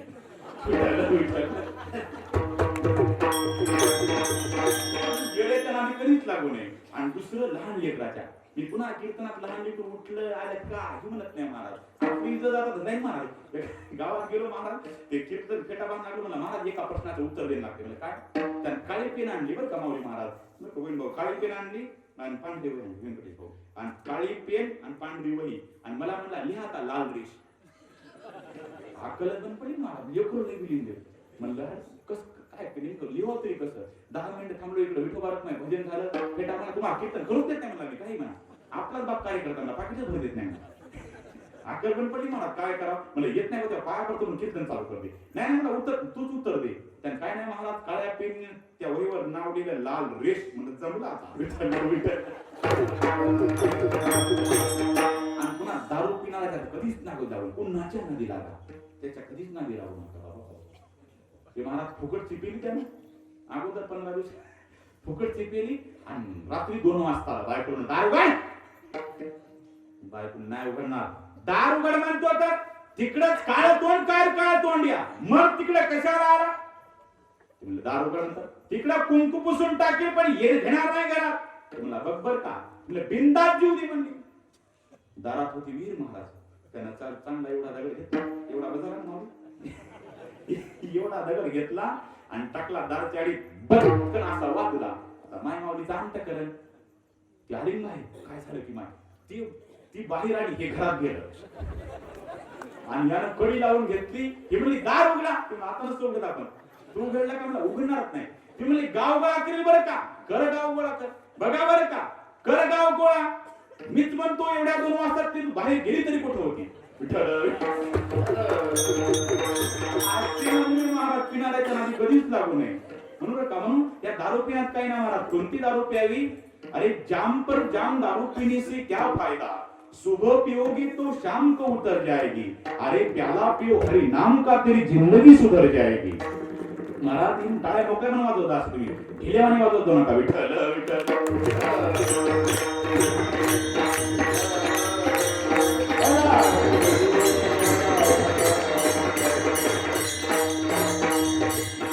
मग तो होनी दिसीन आड घाली सुदर्शन. वेळ प्रसंगी भगवान परमात्मा सुदर्शन चक्र आडव धारण करतो. कोणा करता केलं? चला महाभारतात बिना तिकीट, काळजीच करू नका. तुम्हाला आज महाभारतातच नेऊ शकतो. महाभारतातला विचार करा. ते महाभारती युद्ध ठरलं आणि ते चक्रयुद्ध नाही सगळी माहिती महाभारत तुम्ही टीव्हीला बघितलेलं आहे. आणि मग ते चक्रयुद्ध ते ठरलं आणि मग अभिमन्यू आला. पाचही ते पिताश्री भीम अर्जुन नकुल सहदेव धर्मराज युधिष्ठिर. अभिमन्यू आला म्हणला बाबा चक्रव्यूह भेदन मी करणार बाबा. अरे बाळा तुझ्या तोंडचं दूध वाढलं ना अभिमन्यू, लढाईच्या गप्पा मारतो. बाबा जंगलात जाण्याची भीती वाघाच्या बच्चाला नसते, शेळीच्या कोकराला असते. तथाच तो अभिमन्यू निघून गेला. चक्रव्यूह भेदन करत करत करत मध्य ठिकाणी गेला. त्याच्यासोबत कपट कारस्थान खेळलं. एका एका योद्ध्यामध्ये 10,000 योद्ध्यासोबत लढण्याची ताकद. एकट्या अभिमन्यूवर 7-8 जण तुटून पडले. द्रोणाचार्य, भीष्माचार्य, कृपाचार्य, दुर्योधन, दुःशासन, जयद्रथ, शकुनी, कर्ण. एका एका योद्ध्यामध्ये 10,000 योद्ध्यासोबत लढण्याची ताकद. पण एकट्या अभिमन्यून असा पराक्रम गाजवला, सर्वांना मेटाकोटीला आणलं. पण पैमानांनी कपट कारस्थान केलं. 7-8 जणांनी गदेचा एकदा प्रहार फटत दिसी टोमॅटो सारखं डोकं उठलं. रक्ताबंबाळ झाला देह. पालीसारखा अभिमन्यू तडफडू लागला रणांगणामध्ये. डोळ्याला धारा लागल्या. पण त्याही अवस्थेत त्या कायर जयद्रथानं त्याच्या छातीत लाथ मारली. मेला म्हणून सोडून दिला आणि आपला लाडका अभिमन्यू का आला नाही हे बघण्याकरता भीम अर्जुन नकुल सहदेव धर्मराज युधिष्ठिर 5 जण आले. कुंती माता सुभद्रा द्रौपदी भगवान श्रीकृष्ण आले. 7-8-9 जण आले महाराज. पहिल्यांदा लक्ष दिलं अर्जुनाचं अभिमन्यूवर. सांत्वना करण्यापेक्षा लेकरू पालीसारखं तळपडतंय, काही सेकंदात मरणार. त्या मुलाकडे बघून अर्जुन सांत्वना करण्याच्या ऐवजी विजेसारखा कडाला. धिक्कार असो अभिमन्यू तुझा. तूच म्हणत होता ना जंगलात जाण्याची भीती वाघाच्या बच्चाला नसते, शेळीच्या कोकराला असते आणि तुझ्या डोळ्याला धारा. अरे बाळा आपण क्षत्रिय आहोत. क्षत्रियांनी असतं डरपोक पण जायचं नसतं. अरे आपल्या मरणाला सामोर जायचं असतं. बाळा तुला वीर मरणार, तुला रणांगणात मरणार. डोळ्याला बाबा अहो माझं विधिलिखित मरण इथं लिहिलं होतं. यात माझाही नावेलाज आहे हे मलाही माहिती होतं. पण मी काढतो एकदा ऐकून घ्या बाबा. 7-8 जण तुटून पडले बाबा माझ्यावर. द्रोणाचार्य, भीष्माचार्य, कृपाचार्य, दुर्योधन, दुःशासन, जयद्रथ, शकुनी, कर्ण. एका एका योद्ध्यामध्ये 10,000 योद्ध्यासोबत लढण्याची ताकद. पण तुमच्या चिमुकल्या अभिमन्यून असा पराक्रम गाजवला बाबा. सर्वांनाच मेटा कोटीला आणलं. पण बैमानाने माझ्यासोबत कपट कारस्थान केलं. सर्वांनीच गदेचा एकदा प्रहार डोक्यात टाकला. फट्ट दिसी डोकं फुटलं. पालीसारखा तळफडू लागलो बाबा. रक्ता बंबाळ झालेला देह. पण त्याही अवस्थेत त्या कायर जयद्रथानं माझ्या छातीत लाथ मारली बाबा. डोळ्याला दाग म्हणून बाबा मग तुम्ही जर त्याला मारण्याची प्रतिज्ञा करसाल तर आताही तुमचा अभिमन्यू सुखानं प्राण सोडेल बाबा. रडारड चालू महाराज. सर्वात जास्त रडू लागली सुभद्रा. अरे तिचं पोटचं लेकरू तिच्या अंतःकरणात काय वेदना होते असतील महाराज. रडू लागली. भगवान श्रीकृष्ण समजूत घालतात. रडू नको सुभद्रे. अर्जुना सारख्या वीराची बायको आहेस तू. पंडू राजाची सून आहेस आणि भगवान श्रीकृष्णाची बहिणी तुला रडणं शोभत नाही. अरे दादा सर्व नाते मला पाठ येत रे. मग कशाला रडते? अरे ऐकून का घेत नाही? अर्जुना सारख्या वीराची मी बायको नाही रडत. मग पंडू राजाची सून नाही रडत. मग अरे भगवान श्रीकृष्णाची बहीण नाही मी अभिमन्यूची माय रडते.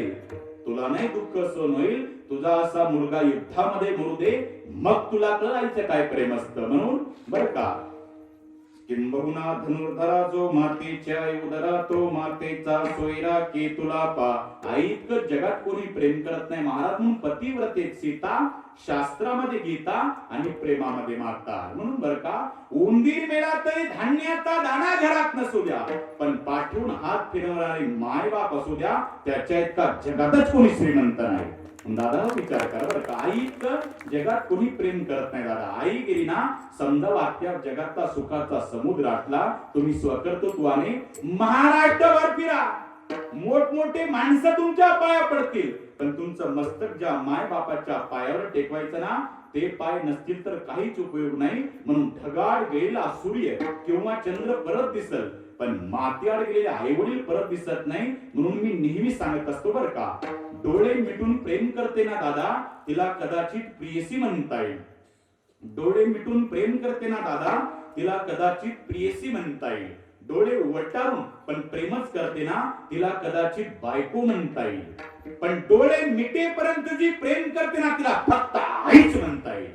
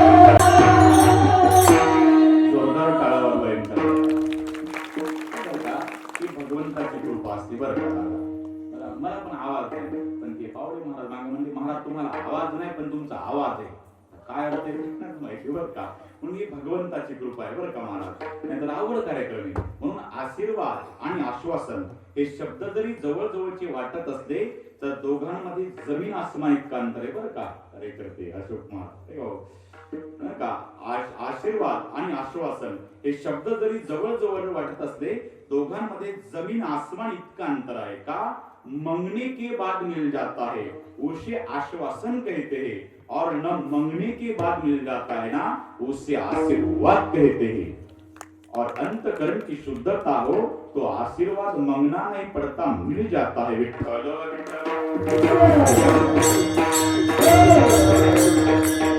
सबसे बड़ी है माँ, माँ से बढ़कर कोई नहीं वो देती दुआ.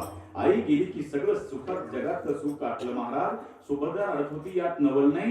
भगवान श्रीकृष्णाच्या डोळ्याला धारा लागल्या, रडायला लागले. देवाय म्हणून बर का, कधीतरी देवानं आपल्या करत रडमावली. जीवनात माणसाने कार्य करताना कसं करावं रे, माणसाने चालताना असं चालावं की समोरून येणाऱ्या प्रत्येक व्यक्तीनं आपल्याला वाकून राम रामच घातला पाहिजे. बसताना माणसानं असं बसावं, 4-2 प्रतिष्ठित माणसं जवळ येऊन बसले पाहिजे. आणि मरताना माणसानं असं म्हणावं की आपल्या वैर्याच्या डोळ्याला धारा लागल्या पाहिजे महाराज. म्हणून घरातील जर एखादा मोठा माणूस गेला ना, अख्खं घर रडतं. त्याही पेक्षा मोठा माणूस जाऊ द्या, गाव रडतो. त्याही पेक्षा मोठा माणूस जाऊ द्या, तालुका रडतो. त्याही पेक्षा मोठा माणूस जाऊ द्या महाराष्ट्र रडतो, त्याही पेक्षा मोठा माणूस जाऊ द्या हिंदुस्थान रडतो, त्याही पेक्षा मोठा माणूस जाऊ द्या अख्ख्या जगातली माणसं रडतात. पण मोठा कुणाला म्हणावं ज्याच्या जाण्यानं देवाच्या डोळ्याला धारा लागाव्या. ज्ञानराज माऊली समाधी अवस्थेला गेले. अरे वाळवंटापासून महाद्वारापर्यंत ज्याच्या पुढे अभिषेकाला बारी तो जगाचा बाप ढसा ढसा रडायला लागला. इथं अभिमन्यू गेल्यावर देवका रडणार नाही महाराज, रडायला लागले. अर्जुनानं प्रतिज्ञा केली, काय करू नको अभिमन्यू, उद्या सूर्यास्तापर्यंत एकतर जेदरत राहील नाहीतर तुझा पिता अग्निकाष्ठ भक्षण करेल बा. परिणाम दुसऱ्या दिवशीच्या युद्धात जेदरत येऊ दिला नाही. दुसरेच युद्ध करतात आणि युद्ध करतात मग ते भगवान श्रीकृष्णानं डोकं चालवलं, अंधार झाल्यासारखं भासवलं आणि इकडे चिता पेटवली. चितीत उडी अर्जुन टाकणार सर्व विरोधक मंडळी जमले होते. जेद्रथ तिथं आला होता, आपल्या वैर्याचा जीवनातला कसा पूर्ण विराम बघण्याकरता आला तिथे. आता चितेमध्ये उडी अर्जुन टाकणार, भगवान श्रीकृष्ण म्हणतात, थांब अर्जुना, तू क्षत्रिय आहेस ना? हो देवा. धनुष्याला बांधला लावला देवा. तुझा काय फोटो काढायचा ना अर्जुना? मार प्रदक्षिणा चितेला. चितेला 3 प्रदक्षिणा मारल्या. चितेत उडी अर्जुन टाकणार, थांब अर्जुना. भगवान श्रीकृष्णानं सूर्याच्या आड धरलेलं सुदर्शन चक्र अलगद बाहेर फेकलं. लख प्रकाश झाला आणि जेद्रथ घाबरून गेला. आणि भगवान श्रीकृष्णानं अर्जुनाला सांगितलं, अर्जुना तो बघ सूर्य आणि तू कसा मरतो आलेला बघ जेद्रथ, उडव त्याचा मुंडकं. एका बाणातच जेद्रथ उडवला आणि माझा दृष्टांतही संपला. म्हणून मग तो होऊन दिसेना आड घालली सुदर्शन. हे बघा अभंग असा गणितासारखा सुटला पाहिजे महाराज. गणित कसं सोडतोच अभंग सुटला पाहिजे.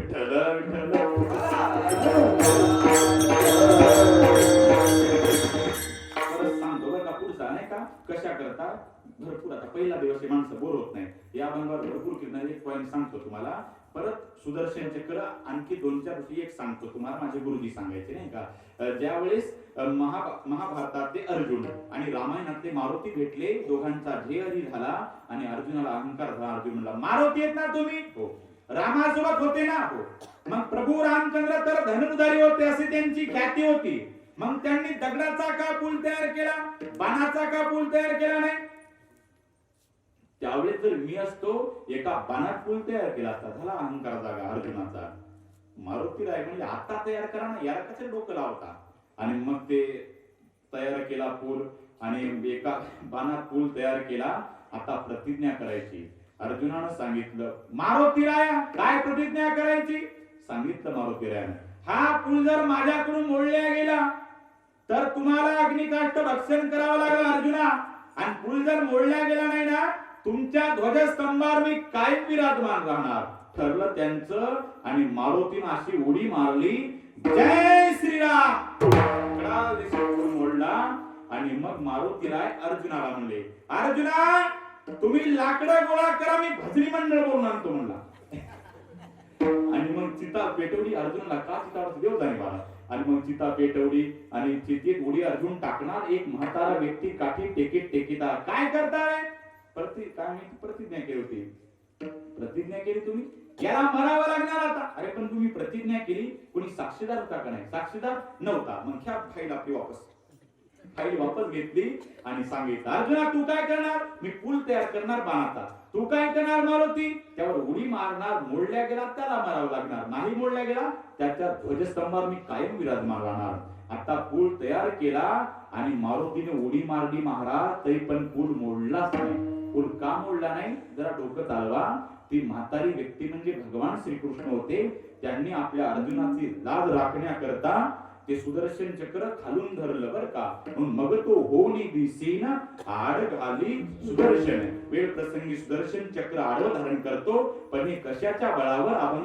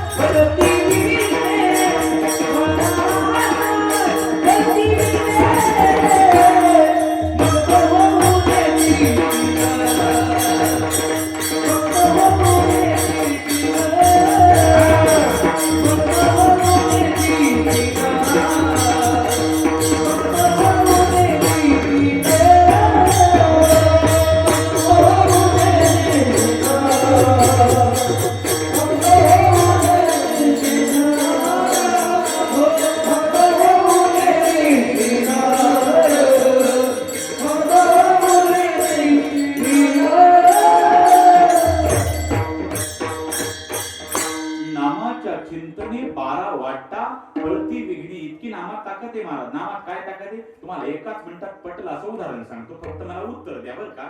आपल्या अंगावरचे कपडे आपण किती दिवसाला धुतो? तुम्ही धुत नाही? नाही धुत नाही महाराज. 2 दिवसाला धुतो.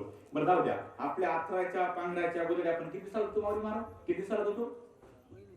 महिन्याला? कुठं बोल नका. दसरा टू दसरा, जुम्मा टू जुम्मा. बरं यातली एक मार्मिकता लक्षात घ्या. गोदडी धुवायला किती वेळ लागतो माता मावल्यावर? गोदडी धुवायला 10 मिनिट लागतात. किती म्हणालेली असू 10 मिनिटं. आता तुमच्या गिरगाव मध्ये एखादी काम जास्त फास्ट करणारी असेल त्याला 10 घंटे लागतील. नाही का. यातली एक मार्मिकता लक्षात घ्या बरं का. यातच तुम्हाला उत्तर सापडेल. 10 मिनिटात मला गोदडी धुवायला. एका वर्षात त्या गोदडी साठलेला मळ बरं का. एका वर्षात त्या गोदडी साठलेला मळ जर 10 मिनिटात निघत असेल तर आपले अनंत जन्माचे पाप एका नामात का जाणार नाही? म्हणून हरी उच्चारणी अनंत पाप राशी पण जाते.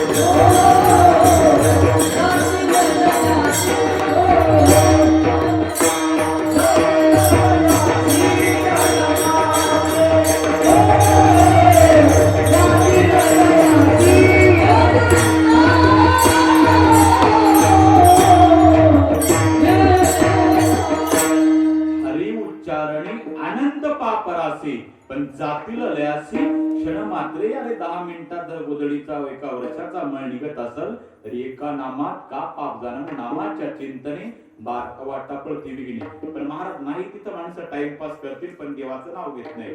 विचार करा. छत्रपती शिवाजी महाराजांनी, ज्ञानेश्वर महाराजांनी, तुकाराम महाराजांनी कधी जीवनात टाइमपास केला नाही महाराज. उलट ज्ञानेश्वर महाराज 22 वर्ष आपल्यामध्ये राहून त्यांनी आपलं जीवन टाइमाच्या आत पास केलं. कळतील माझी भाषा? छत्रपती शिवाजी महाराज थोडेच काळ आपल्यामध्ये वाघासारखा झाला होता. तुकोबा 40-42 वर्ष आपल्यामध्ये होते पण त्यांनी जीवनात टाइमपास नाही केला. उलट आपलं जीवन टाइमाच्या आत पास केलं. आपला नुसता टाइमपास. कुठेही जा टाइमपासच. इकडचं नाही सांगत तिकडचं सांगत. ते दोघ जण महाराज रेल्वेत बसले आणि दोघांच्या टाइमपास चालला. आता देवाचं नाव नाही काय नाही. मी तिथे होतो म्हणून सांगतो बरं का. राम राम. तुम्हाला राम राम. कुठल्या गावचे? मी महाराष्ट्रातला. अरे मी पण महाराष्ट्रातला. तुमचा जिल्हा? हिंगोली. अरे मी पण हिंगोलीतला. म्हणजे कुठं? जगात जर्मनी, भारतात परभणी. हो तिथलाच. हे बघा ती मन कशा म्हणाली बघा. तुम्हाला सांगतो बघा ते बरं का. विठ्ठल विठ्ठल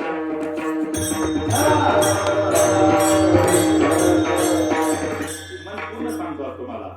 इतके प्रेम तुमच्यावर केले नसेल कोणी, इतके प्रेम तुमच्यावर केले नसेल कोणी. या आमच्या इकडे करतो तुम्हाला जेवण चहा पाणी. माणसं इतके भारी आहेत की जगात कमी पडतील हिरे माणिक मोती.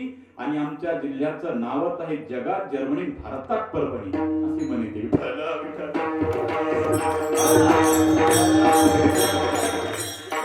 राम राम. कुठले? हिंगोली जिल्ह्यातले. तालुका वसमत. अरे एकाच तालुक्यातले आपण. फार जवळचे गाव गिरगाव. अरे बापरे एकाच गावचे आपण. ओळख नाही आपल्याला. परत म्हणलं तुमचं घर? माझं जवळच घर आहे. कोणतं? आमक. अरे माझं पण घर तेच आहे.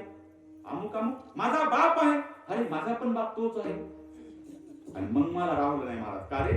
एका जिल्ह्यातले का तालुक्यातले का गावातले का घरातले दोघांचा बाप एक म्हणता, तुम्ही दोघं नेमके आहात तरी कोण? ते म्हणलं महाराज आम्ही दोघं सक्के भाऊ. म्हणलं असं का विचारता? उगं टाइमपास.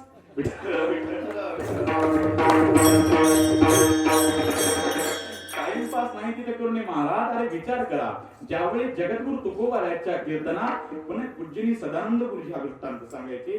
पुण्यातल्या विठ्ठल मंदिरामध्ये जगद्गुरु तुकोबारायांचं कीर्तन चालू होतं आणि त्या कीर्तनामध्ये छत्रपती शिवाजी महाराज कीर्तनात समोर बसले आणि सर्व मंदिर बैमानाने घेरल्या गेलं होतं आणि सांगितलं, छत्रपती शिवाजी भोसला जिंदा चाहिए मुर्दा चाहिए.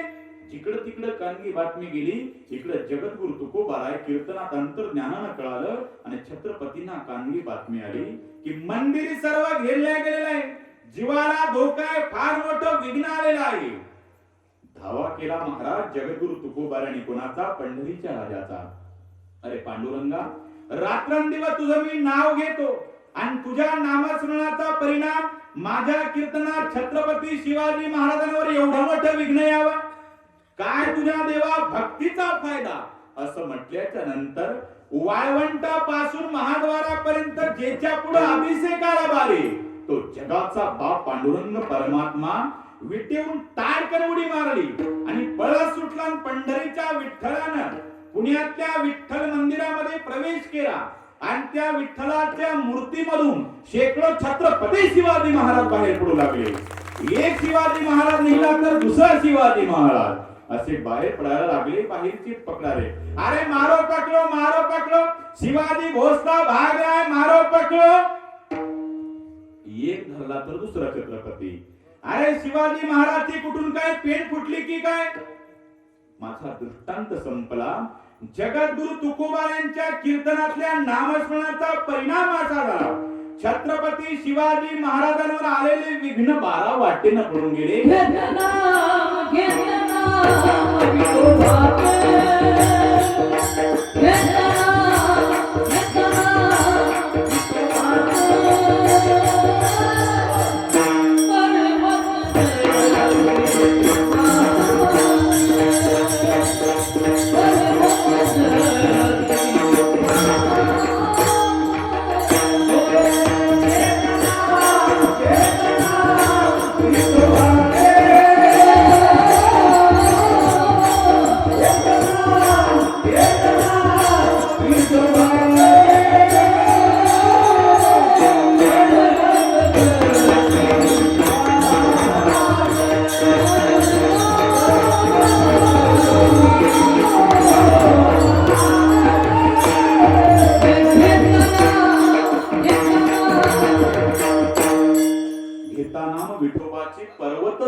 पापाची इतकी नामात ताकद आहे महाराज. नाही तर माणसं काय शिवाजी महाराज सांगता.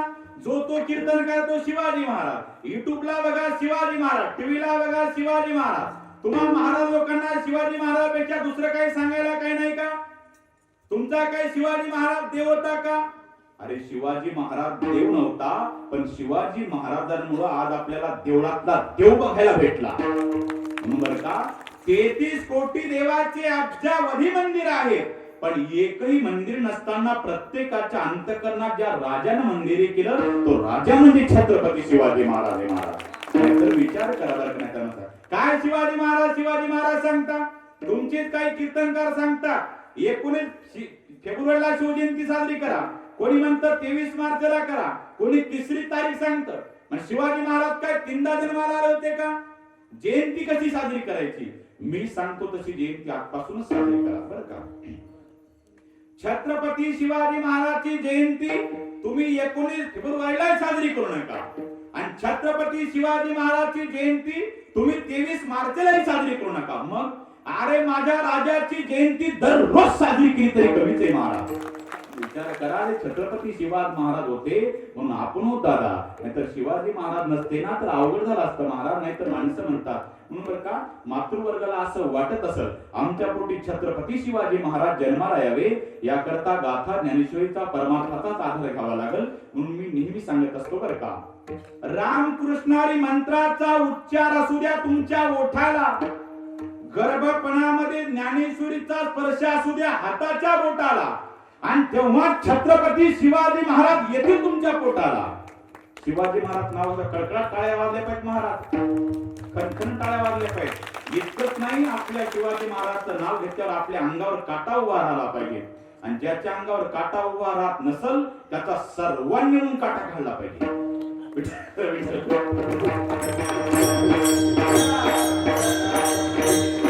तरुण मित्रांना सांगतो, अरे आपण छत्रपती होत राजा, पण आपले विचार जागे करा बरं का. म्हणून एक वाक्य सांगतो बरं का, कष्टाची आणि परमार्थाची तरुण मित्रांनो कधी धरू नका लाज, आपल्या धंद्याला चढवा नम्रतेचा साज, जीवनामध्ये नीतीचा आखून ठेवा तुम्ही बाज, असा संकल्प करा छत्रपती शिवाजी महाराजांच्या समोर आज, आणि तुम्ही तोसाल या महाराष्ट्राचे छत्रपती शिवाजी महाराज.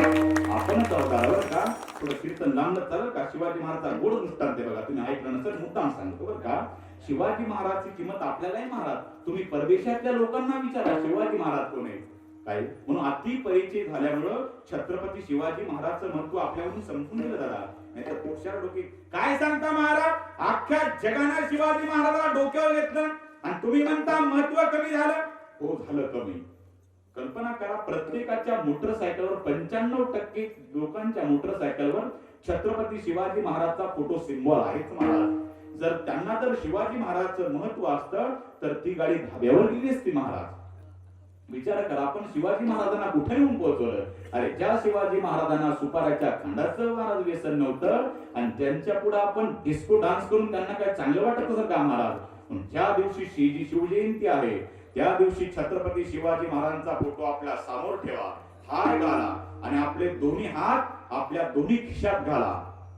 खिशातले पैसे काढत नाही म्हणा मी, त्या खिशात हात घाला आणि आपल्या खिशातले व्यसन काढा, आणि राजेच्या पायावर ठेवा, राजे मी मिळव तरी चालत पण व्यसन करणार नाही. याला म्हणावं महाराज खरी शिवजयंती बरं का. म्हणून आपल्याला अति परिचय झाला म्हणून शिवाजी महाराजचं महत्व कमी झालं महाराज. नाही तर तुम्हाला पटवून देतो, आपल्या प्रत्येकाच्या जिल्ह्यात तालुक्यात असा एकही जिल्हा तालुका असं गाव नाही जिथं छत्रपती शिवाजी महाराजांच्या नावानं एखादा तरी चौक आहेच महाराज, एखादी तरी गल्ली नगर आहेच. आता कल्पना करा बरं का, आता आपण आपलं आठवा प्रत्येकाचं. ज्या वेळेस आपण छत्रपती शिवाजी महाराजच्या चौकामध्ये असतो आणि एखाद्याचा फोन येतो आपल्याला, आपण काय म्हणतो, कुठे आहेस रे तू. मी शिवाजी चौकात आहे, शिवाजी चौकात म्हणतात का नाही माणसं एकेरी भाषेत. एक तरी म्हणतं का छत्रपती शिवाजी महाराजच्या चौकामध्ये. नाही महाराज, पण एक बहादर असाही सापडला आपल्या दिंडीमध्ये आमच्या बरं का महाराज. ते लातूरचा एक डॉक्टर आहे आमचा मित्र, ते दररोज त्याची ड्युटी करायचा बरं का. माऊली महाराज दररोज ड्युटी करायचा, रात्री 10-11 वाजता ड्युटीला एका ऑटोला हात द्यायचा आणि 10 रुपये द्यायचा आणि त्याच्या रूमवर जायचा. एक दिवसचा प्रसंग, तो गेला आणि ऑटोवाल्याला हात दिला, ऑटोवाल्यानं बसला आणि तो म्हणला ऑटोवाल्याला, मला छत्रपती शिवाजी महाराजांच्या चौकामध्ये नेऊन सोडा. त्यानं छत्रपती शिवाजी महाराजांच्या चौकामध्ये नेऊन सोडलं. यानं नेहमीप्रमाणे 10 रुपये दिले. यानं नाही घेतले. नाही घेणार, 20 रुपये घे. नाही घेणार, 50 रुपये घे. एकही रुपया घेणार नाही. अरे बाबा अख्खी 100ची नोट घे. नाही घेणार. काय झालं नेमकं, चुकलं? चुकलं नाही माझं. अरे मी जातीनं मुस्लिम समाजात आहे राजा. आयुष्य गेलं माझं 70 वर्षाचं या लातूरच्या वर्ण, पण एकही माईचा लाल सापडला नाही.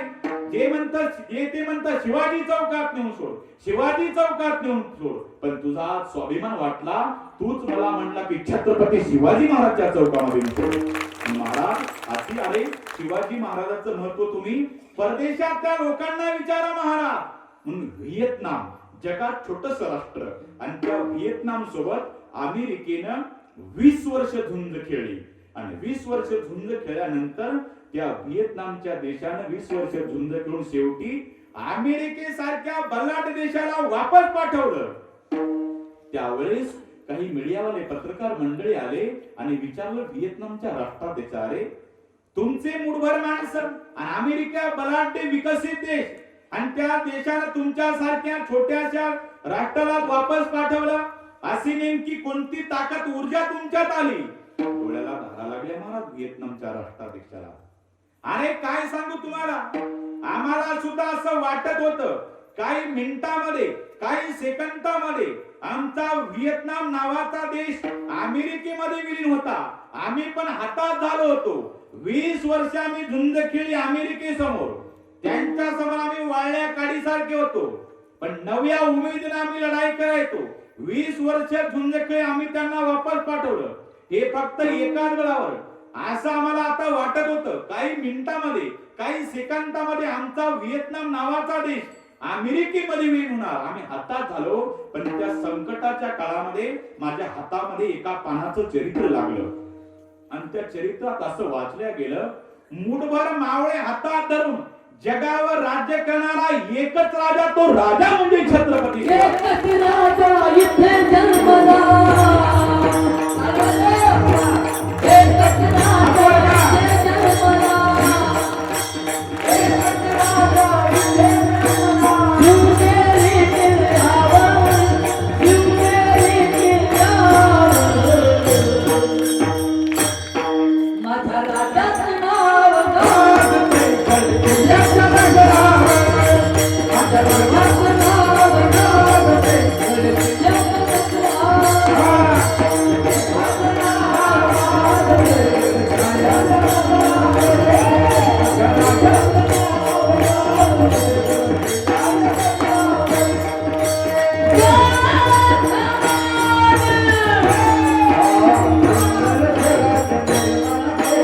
तलवारी सवारीवर, तलवारी सवारीवर, तलवारी सवारीवर देशासाठी प्राण झेलले आपल्या निकड्यासाठीवर.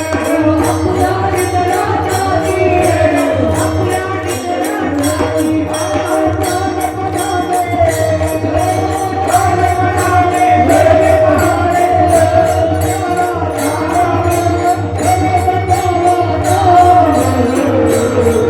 छत्रपती शिवाजी महाराज की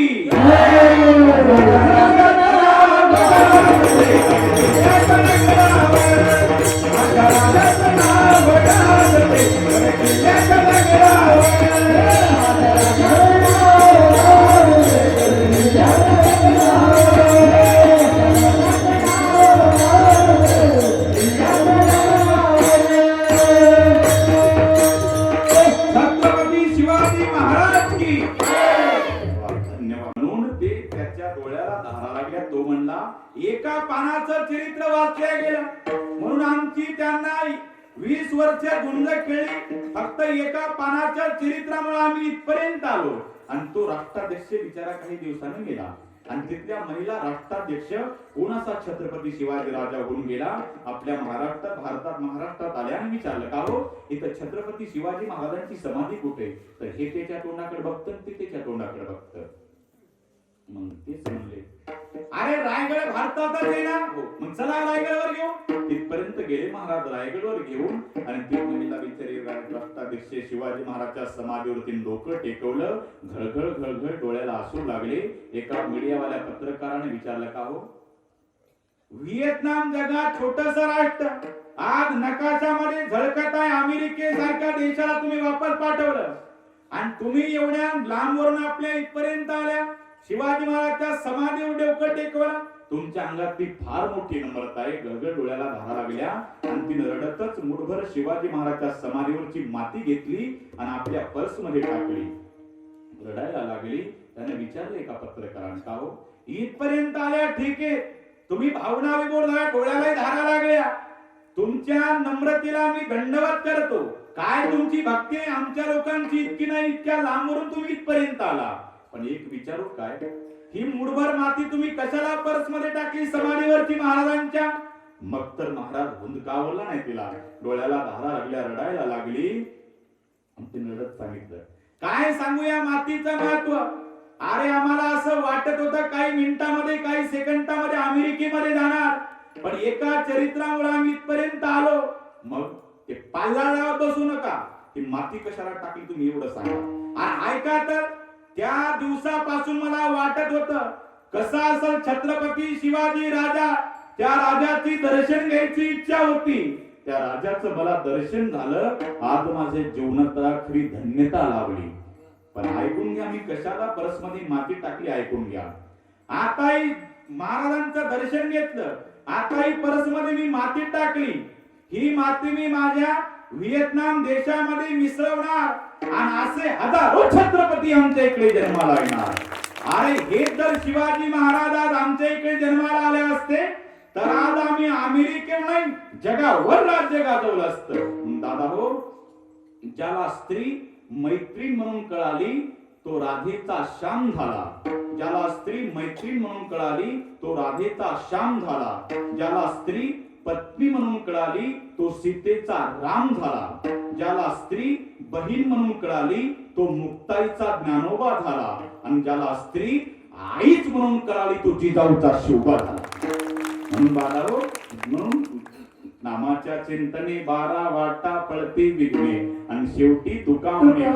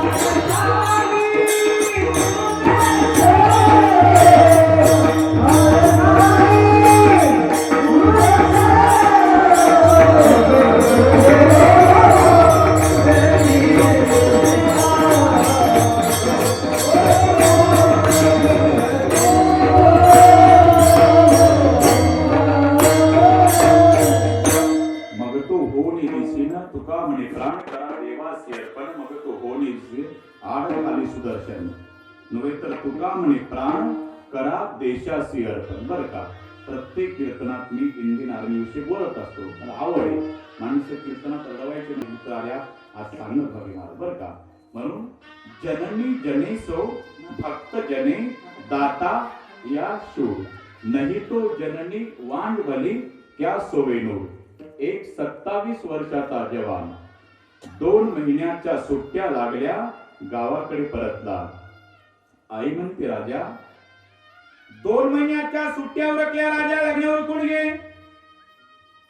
तातडीनं जवळचीच नातलं घातली मुलगी बघून लग्नाचा कार्यक्रम आटोपला. दुसऱ्या दिवशी सत्यनारायणाची पूजा चालू आहे. केशवाय नमः माधवाय नमः. चालू पूजेत पोष्टमीन दारात आला. पोष्टमीनने दार ठोठावलं. आता तो नवरदेव मुलाचा लाल पटक्यावाला बापय शिक्षित, ती हिरव्या लुगड्यावाली मोठ्या कुंकवाली आई शिक्षित. त्या नवरदेव मुलाच्या बापानं ते पोस्ट पाकिट घेतलं. काहीच कळत नाही नवरदेव मुलाच्या मांडीवर टेकवलं. नवरदेव मुलानं त्यावरल्या फक्त 2 ओळी वाचल्या. सीमेवर वैरी आलेला आहे आणि त्याचा नायनाट करण्याकरिता मायभूमीवर तातडीने बोलवलेला आहे. ताडकन उठला, उपरण बायकोच्या अंगावर फेकलं. नवरदेवाचा पोशाख उतरवला, जवानाचा पोशाख मिलिटरीचा ड्रेस परिधान केला. लोखंडी पेटी दारात टेकवली आणि आईचं दर्शन घेतो. डोळ्याला धारा लागल्या. त्यानं आपल्या आईचा आपल्या अश्रूचा अभिषेक केला. आई म्हणते राजा अरे नुकतं तुझं लग्न उरकलं राजा. सत्यनारायणाची पूजा आधवड सोडून कुठे चालला राजा. आई आज मला थांबवू नको. आज माझ्या देशावर संकट आलं आई, मला गेलंच पाहिजे. आईचं दर्शन घेतलं. आईला म्हणलं आई जगून वाचून आलो तर आई मी तुझा आणि वापस ना तर समजावं माझ्या भारत मातेचा. आणि बघा हेच वाक्य होतं बघा आपल्या त्या परभणी जिल्ह्यातल्या पालम तालुक्यातला शुभम मुस्तापुरे. झाले का 3 वर्ष गोष्टी झाली बघा. ज्या वेळेस ते नाही का ते युट्यूबला पण बघा तुम्ही ते शौर्य सन्मान पुरस्कार 2019चा बघत असतो बरं का मी. आणि मग ते ज्यावेळेस आईच्या हातात माईक दिलं, ज्यावेळेस गावातही बघा सगळे जमले त्यावेळेस विचारले का नाही आई तुमची काय प्रतिक्रिया आहे, काय सांगलं महाराज ती महाराज. काय सांगू साहेब आता रक्ता मासाचा गोळा मातीत कायमचा विलीन झाला. एका गोष्टीचा स्वाभिमान वाटतो साहेब, माझी कुसात खऱ्या अर्थानं पवित्र झाली. आळंदीची वारी केली मी, पंढरपूरची वारी केली, पण इतके माणसं कधीच बघितले नाही. असं वाटलं पंढरीच्या पांडुरंगच माझ्या दारात आला. आणि बघा आपल्या देशभक्ताला पांडुरंगाची जरी उपमा दिल्याने महाराज कमीच ठरेल. तुम्ही माना नाहीतर न माना, मी या जगात 2 पांडुरंग मानतो बरं का. एक पंढरीचा पांडुरंग परमात्मा विटेवर उभा राहिलेला आहे. तो पांडुरंग परमात्मा आलेल्या भक्ताचे संकट निवारतो. पण आमचा मिलिटरीचा पांडुरंग परमात्मा जम्मू काश्मीरवर उभा राहिलेला आहे. ज्याच्या खांद्यावर बंदूक आहे तो आलेले संकट स्वतःवर घेतो. पण त्यांचे सुद्धा फार उपकार मानले पाहिजे. बघा सर्वांनी गोपीचंदन लावून चालणार नाही. आता आमच्या हिंदुस्थानामध्ये सर्वच जर तुमच्या माझ्यासारखे गोपीचंदन वाले असतील तर कारगिलच्या सीमेवर वैराला कोण अडवणार. एक लक्षात ठेवा, आमच्या देशाच्या जवानाच्या खांद्यावर रात्रंदिवस बंदूक आहे म्हणून तुमचं माझं कपाळावरचं चंदनही सुरक्षित आहे. आमच्या देशाच्या जवानाच्या खांद्यावरल्या जर बंदुका खाली आल्या आपलं चंदन मिटलंच म्हणून समजा.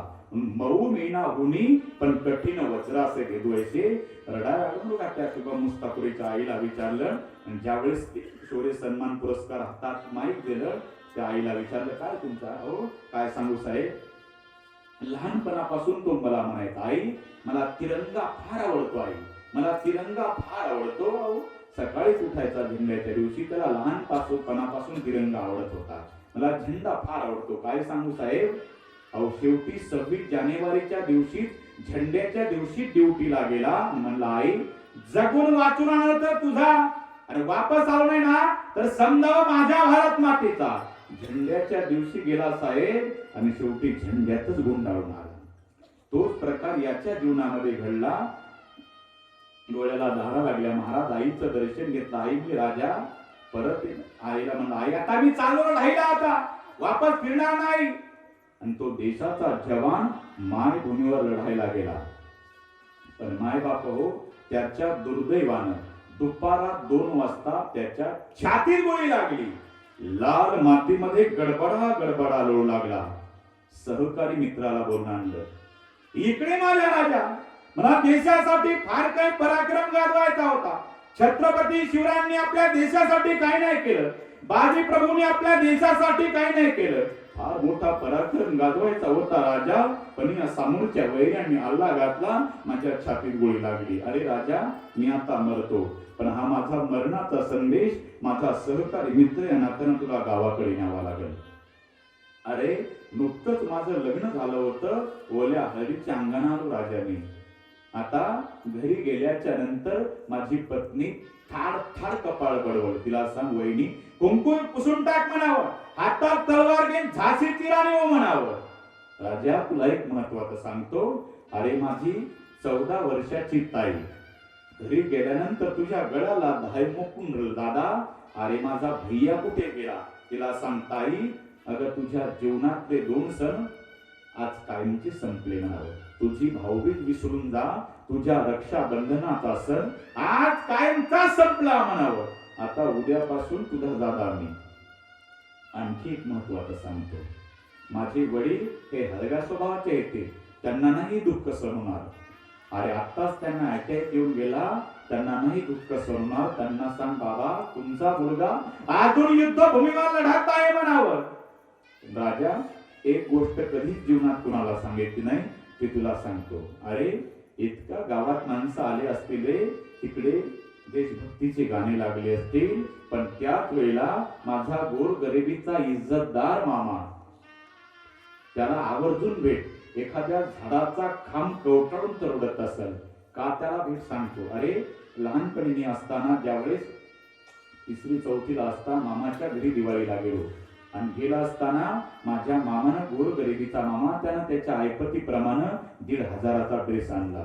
मी मामाला म्हणलं, मामा घालणार नाही ड्रेस मी, मग मला इंडियन आर्मी व्हायचं, मामा मला आर्मीचा ड्रेस आणा.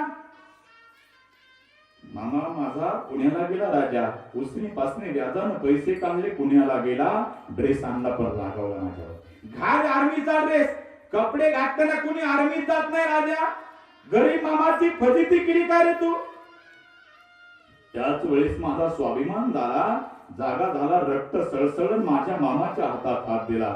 म्हणलं मामा तुम्ही आज मला बोलले, पण लक्षात ठेवा, एक दिवस तरी तुम्ही दिलेल्या ड्रेसचं सार्थक कराल, आणि तुमच्यासारख्या गरीब मामाला एक दिवस तरी शलूक ठोकायला लावाल मामा. त्या मामाला भेट राजा, आणि तिरंगा ड्रेस मामाच्या हातात दे. रडत बसला असन. आणि सर्वात महत्वाचं सांगतो तुला, सगळं झाल्याच्या नंतर अरे माझी आई, घरात फार मोठं स्वाभिमानाचं पात्र, आणि स्वाभिमानाचं पात्र माझी आई. त्या आईला भेट. रडून रडून घशाला कोरड पडली असेल, त्या आईला पाणी पाज. आणि त्या आईला म्हणा, अगं आई तुझा हिरा आज देशाच्या कामी आला म्हणावं. आज तुझी कूस पवित्र झाली आई, तुझा हिरा आज देशाच्या कामी आला म्हणावं. गडबडा लाल मातीमध्ये लोळत होता. चिमटभर रक्ताने भिजलेली लाल माती घेतली, सहकारी मित्राच्या कपाळाला लावली. मायभूमीची शपथ आहे तुला, एका बैमानाचा फडशा पाळल्याशिवाय माघारी फिरू नको. फार मोठा पराक्रम गाजवायचा होता राजा, पण यांनी हल्ला घातला राजा. अरे मी आता मरतो, पण मरताना मी तुला सांगतो, हा माझा देश मी तुझ्या ताब्यात देतो. कर चले हम फिदा जानो तन साथियो, अब तुम्हारे हवाले वतन साथियो. कर चले हम फिदा जानो तन साथियो, अब तुम्हारे हवाले वतन साथियो. दिल दिया ये जान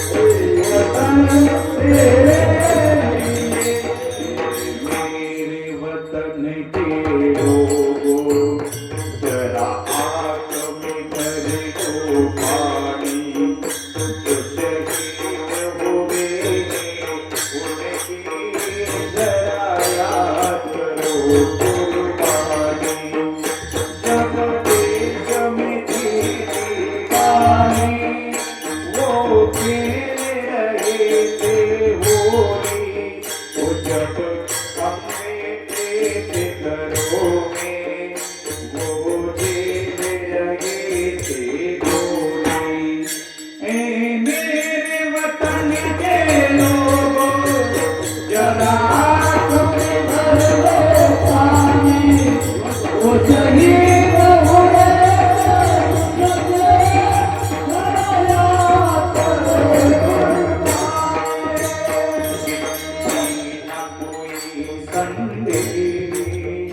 जाने हो कौन सारी जहाँ तुम चले गए न कोई संदेह जाने हो कौन सारी जहाँ तुम चले गए जहाँ तुम चले गए इस दिल को लगा के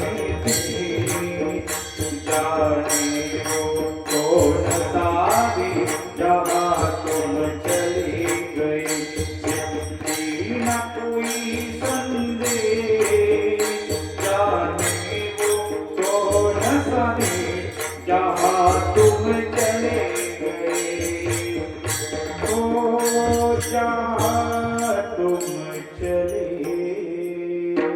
गए मेरी जान जाए वतन के लिए मेरी जान जाए वतन के लिए मेरी जान जाए वतन के लिए मेरी जान जाए वतन के लिए मेरी जान जाए वतन के लिए मेरी जान जाए वतन के लिए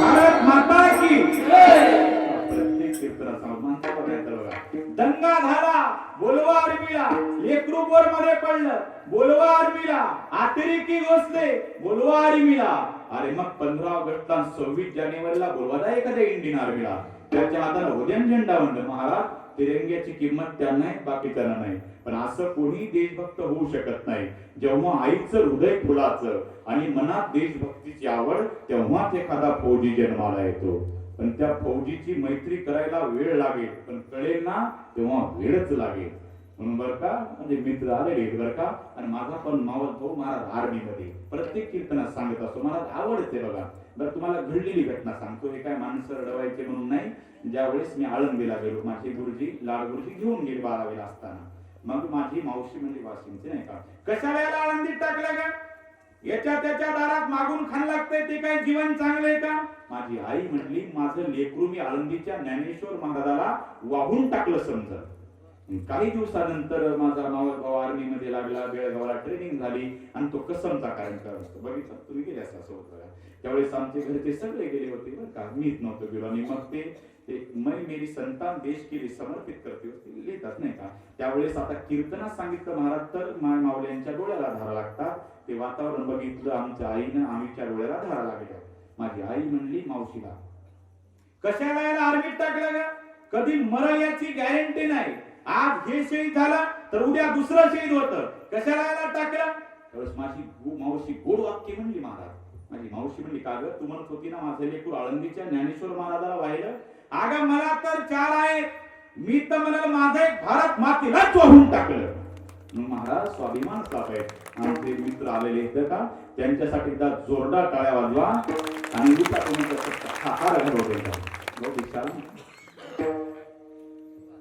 घरी येत होते घरी आले नाही या उठा उठा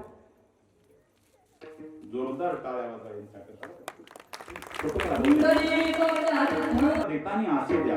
अपने बच्चे को ए फॉर एप्पल नहीं, बी फॉर बॉल नहीं, सी फॉर कैट नहीं, अपने बच्चे को A for army, B for border और सी फॉर छत्रपति शिवाजी महाराज बताइए, वो देशभक्ती बनेंगे। तुम्ही जर मला म्हणजे 2 तास करा तरी मी कीर्तन करत, पण आता झालेली वेळ आपली संपून गेली की अतिरिक्त झाला माझ्या वेळेपेक्षा कधीच कीर्तन करत नाही, पण आता रंगलं जाऊ द्या काही नाही म्हणून झालेली सेवा सर्व गावकऱ्यांचा धन्यवाद देतो आणि सर्व सगळ्यांना धन्यवाद। आणि झालेली सेवा माझे गुरुवरे वेदांताचार्य अर्जुनजी महाराज लाडगुरुजी, परमपूज्य शंकरजी महाराज पंचा गुरुजी आणि गुरुवरे रामायणाचार्य रामरावजी महाराज भोग यांच्या चरणी सेवा समर्पित करतो। जितनी मेहरबानियां आप लोगों ने मुझ पर की उतनी तो मेरी औकात नहीं है। कृपाएं ज्ञानेश्वर महाराज की, वरनी मुझ में ऐसी कोई बात नहीं। ज्ञानेश्वर मारुले जय जय विठ्ठल। सोहळा आनंदाचा गजर विठुरायाचा अखंड हरिनाम सप्ताह मौजे गिरगाव तालुका वसमत जिल्हा हिंगोली। प्रक्षेपण आपल्या आवडत्या मराठी हॉटस्पॉटवर।